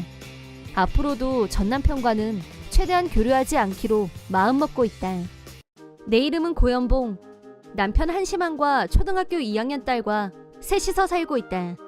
원래부터 요리 솜씨가 뛰어났던 나는 결혼 후에 요리 연구가로 활동하기 시작했고 가족의 건강을 위해 맛과 영양을 다 잡는 요리를 만드는 게 일이자 일상이 됐다. 그런 나에게 요즘 아주 신경 쓰이는 일이 하나 생겼다. 그건 바로 남편이 갑자기 가족에게 무관심해졌다는 사실이다. 결혼 전 남편은 회사에 다니며 성실하게 일하는 사람이었지만 결혼하고 얼마 안 돼서 사표를 내고 집에 들어왔더니 그 뒤로는 쭉 집에만 있는 사람이 되고 말았다. 경제적으로는 전혀 도움이 안 됐지만 남편은 나와 딸아이에게 자상했고 집안일도 잘 도와줬기 때문에 그동안은 용서가 됐었는데 몇 달 전부터 갑자기 나와 딸아이를 대하는 태도가 급변했다. 집에 있을 때도 거의 대화가 없었고 안 보여서 찾아보면 말도 없이 외출한 경우가 종종 있었다. 너무 티나게 달라진 남편을 보면서 제일 먼저 의심한 건 불륜이었다. 하지만 아무 증거도 없이 무조건 의심하고 따질 수는 없는 일. 당분간은 상황을 지켜보기로 했다. 그렇게 3개월이 지나서 남편은 여전히 집에서 차갑게 굴었다. 그러던 어느 날 딸아이 참관 수업이 있어서 학교에 갔는데 서로 안면이 있는 소문희 씨가 내 옆으로 다가왔다. 소문희 씨는 일단 겉모습이 화려했고 남편이 잘 나가는 대기업에 다닌다고 자랑을 입에 달고 살았다. 가정적인 이미지도 아니고 허세투성이라 거리를 두고 지내는 편이었다. 평소에 대화도 별로 안 해봤는데 갑자기 옆에 와서 말을 걸어서 깜짝 놀랐다. 소문희 씨가 고연봉 씨 남편분한테는 항상 신세를 많이 지고 있어요 라면서 친절한 미소를 지어 보였다. 저희 남편하고 아는 사이셨어요? 라고 묻자 그럼요. 아주 잘 알아요. 아주 잘 알죠. 라며 의미심장하게 말하는 태도가 신경에 거슬렸다. 더 이상 할 얘기도 없고 해서 가볍게 목례를 한 후 소문희 씨한테서 몇 발짝 거리를 뒀다. 그런데 소문희 씨가 다음 주 월요일에 시간 있어요? 라고 훅 들어왔다. 내가 대답을 안 하자 중요한 얘기가 있으니까 시간 꼭 비워주세요 라면서 일방적으로 장소와 시간을 정했다. 대체 나하고 무슨 중요한 얘기가 있다는 건지 전혀 감이 오지 않았지만 분명히 남편과 관련된 얘기일 거라는 느낌적인 느낌. 그것도 현재 남편 모습을 떠올리면 아주 불길한 예감이 들었다. 약속 당일 지정한 장소로 가자 소문희 씨가 먼저 와서 기다리고 있었다. 안녕하세요 라고 인사를 하자 어머 일찍 오셨네요 라며 여유있게 나를 맞이했다. 자리에 앉아서 커피를 주문하자 소문희 씨가 단도직입적으로 얘기할게요 라고 말을 시작했다. 나는 조용히 소문희 씨의 말을 기다렸다. 나 고연봉 씨 남편하고 사귀는 사이예요 라고 말했다. 만나기 전부터 불길한 예감은 들었었지만 이렇게 뻔뻔하게 자기 입으로 불륜을 털어놓다니 한 방 먹고 휘청거리는 꼴이 되고 말았다. 적당한 말이 생각나지 않아 입을 다물고 있자 소문희 씨가 다시 말을 이어갔다. 한심한 씨는 원래 자기 같은 타입보다는 나처럼 섹시한 타입을 좋아했대. 그래서 지금 나한테 푹 빠져있다 보니까 고현봉 씨나 딸한테는 아무 관심이 없어졌다고 하더라고. 라면서 나를 비웃는 듯이 말하며 혼자 웃었다. 내가 가정 있는 남자하고 그런 관계를 맺는 게 정당하다고 생각하세요? 소문희 씨도 남편이 있고 아이가 있는 사람이잖아요. 라고 묻자 난 이미 남편도 애도 버릴 각오가 되어 있어. 그러니까 고영봉 씨도 빨리 이혼해주면 안 될까? 난 한심한 씨랑 새 출발하고 싶거든. 라며 여유 있게 웃어 보였다. 대체 무슨 이유로 한심한을 그렇게 갖고 싶어 하는지 나로서는 이해가 안 됐다. 시간을 좀 주세요. 라고 내가 말하자 소문희 씨는 일주일 후에 다시 이 자리에서 만나자고 했다. 집에 온 후 이혼에 대해서 진지하게 생각하기 시작했다. 애초에 나는 남편의 무엇에 끌렸었는지 의문이 들었다. 결혼 후 남편은 직장도 안 다니고 내가 번 돈으로 살고 있는 백수에 불과했다. 그런데도 결혼 생활을 지속했던 이유는 남편이 나와 딸아이에게 다정다감 있기 때문이었다. 하지만 지금 남편의 모습은 돈도 안 벌어 집에도 없어. 나하고 딸아이한테 갑자기 차갑게 군다 싶더니 다른 엄마와 불륜 중이란다. 이런 남자와 이혼을 안 할 이유가 과연 있을까? 냉정하게 판단한 결과 나는 즉시 이혼하기로 결심했다. 일주일 후 남편하고는 아직 이혼 얘기를 공식화하지 않았지만 수면 아래에서 이혼 준비를 시작했다. 현재 상황, 남편은 내가 소문희 씨와 카페에서 만난 후로 한 번도 집에 들어오지 않았다. 이렇게 노골적으로 나온다면 나도 관용은 베풀지 않을 생각이다. 약속 시간에 카페로 나가자 소문희 씨와 남편이 같이 있었다. 남편이 같이 올 거라고는 생각하지 못했었지만 어차피 이혼 얘기를 할 생각이었으니까 차라리 잘 됐다 싶었다. 내가 자리에 앉자 남편은 내 눈을 피하면서 떨떠름한 표정으로 자세를 고쳤다. 이번에도 먼저 말을 시작한 건 소문희 씨였다. 소문희 씨가 이혼할 결심은 굳혔어? 라고 하길래 이미 이혼 준비를 시작했다고 알려줬다. 그러자 소문희 씨는 신이 나서 실은 우리 같이 살 아파트 벌써 계약했거든. 라고 하더니 계속해서 우리 정말 진지하게 만나는 거야. 연봉 3억이 중요한 게 아니고 난 이 남자랑 결혼하고 싶을 뿐이야. 라고 했다. 너무 어이가 없어서 내가 연봉 3억은 난데요? 라고 하자 지금까지 입을 다물고 있던 남편이 무슨 헛소리야! 라며 버럭 소리를 질렀다. 그 순간 소문이가 뭐래? 그게 사실이야? 라면서 남편을 쳐다봤다. 남편은 아니야, 아니라니까? 라면서 허둥지둥 변명거리를 찾으려고 땀을 뻘뻘 흘렸다. 상황을 파악한 나는 소문희 씨에게 팩트를 알려주기로. 실은 나는 요리 연구가로 활동하면서 SNS에서 화제가 됐고 요리책도 여러 권 출판했다. 주부들 사이에서는 제법 유명인이다. 최근에는 동영상 채널을 개설했는데 수입이 예상외로 늘어났다. 그 결과 현재 내 연봉은 3억이 넘는 수준에 올라와 있다. 남편은 그런 나한테 기생하면서 아예 직장에 다닐 생각 자체가 없어졌는지 이력서조차 내지 않고 벌써 몇 년째 백수로만 지내는 중이었다. 내가 팩트를 알려주자 소문이는 조금 전까지 연봉은 상관없다고 떠들었던 입으로 이 양아치 같은 새끼, 너 나 속였냐? 라며 격분. 진정하라며 싹싹 비는 남편에게 아파트 계약금은 어떻게 냈어? 가구며 전기 제품은 뭘로 샀어? 라고 하자 남편은 입을 다물었다. 내가 당신한테 모아둔 돈이 있는 것도 우리 집 돈은 내가 다 관리하는데? 혹시 어디서 돈 빌렸어? 라고 묻자 고개를 수그린 채 입을 더 꾹 닫았다. 소문이는 기가 막혀. 그럼 이제 어쩔 거야? 나 남편한테 이혼당하고 친권도 뺏겼어. 라며 흥분해서 남편한테 욕하더니 오열하기 시작했다. 재산분여하면 나한테도 돈이 들어오니까 그걸로 어떻게 해결할 수 있을 거야. 라고 태평하게 말하는 남편의 멍청한 발언에 나는 허탈감을 느꼈다. 내가 당신 불륜이 이혼 사유인데 재산분여라니? 당신한테 돌아갈 돈은 없어. 변호사 선임해서 두 사람한테 위자료 청구할 거니까 각오하고 있어. 라고 한 후 더 있을 이유가 없어서 카페에서 나왔다. 남편한테 이혼 서류에 사인하게 한 후 집에서 쫓아내자 현관문 앞에서 용서해줘. 나한테 딱 한 번만 더 기회를 줘. 라고 소리쳤지만 물론 무시했다. 한심한과 소문이는 빚으로 계약한 아파트에서 어쩔 수 없이 살림을 시작했지만 한심한에 대해 분노밖에 없는 소문이는 싸움을 걸었고 신고를 받은 경찰이 출동할 정도로 툭하면 큰 싸움이 벌어진다고 한다. 빚을 갚기 위해 한심한은 낮밤 가리지 않고 고된 육체노동을 하고 있다는데 체력적, 정신적으로 한계 상황에 있다고 하고 가정이 파탄나고 빚밖에 없는 남자와 같이 살게 된 소문이는 불난 집에 기름 붓듯이 위자료가 차례차례 청구되자 멘탈 붕괴. 현재 정신과 치료를 받으면서 위자료를 갚기 위해 알바를 하고 있다고 한다. 한편 나는 남편이 나가고 딸아이와 둘이 살게 된 후 오히려 스트레스가 줄어들면서 일에 대한 의욕이 더 상승했다. 덕분에 수입은 더 안정적이게 됐고 연휴에 맞춰서 딸아이와 부모님을 모시고 해외여행을 떠나는 게 요즘 나의 즐거움이다. 남편의 배신은 충격이었지만 막장까지 다 보고 나니 아무 미련도 남지 않고 이혼과 동시에 모든 감정이 다 정리된 기분이다. 싱글 마더가 됐지만 딸아이와 둘이 힘을 합쳐서 험한 세상 힘차게 헤쳐나갈 생각이다.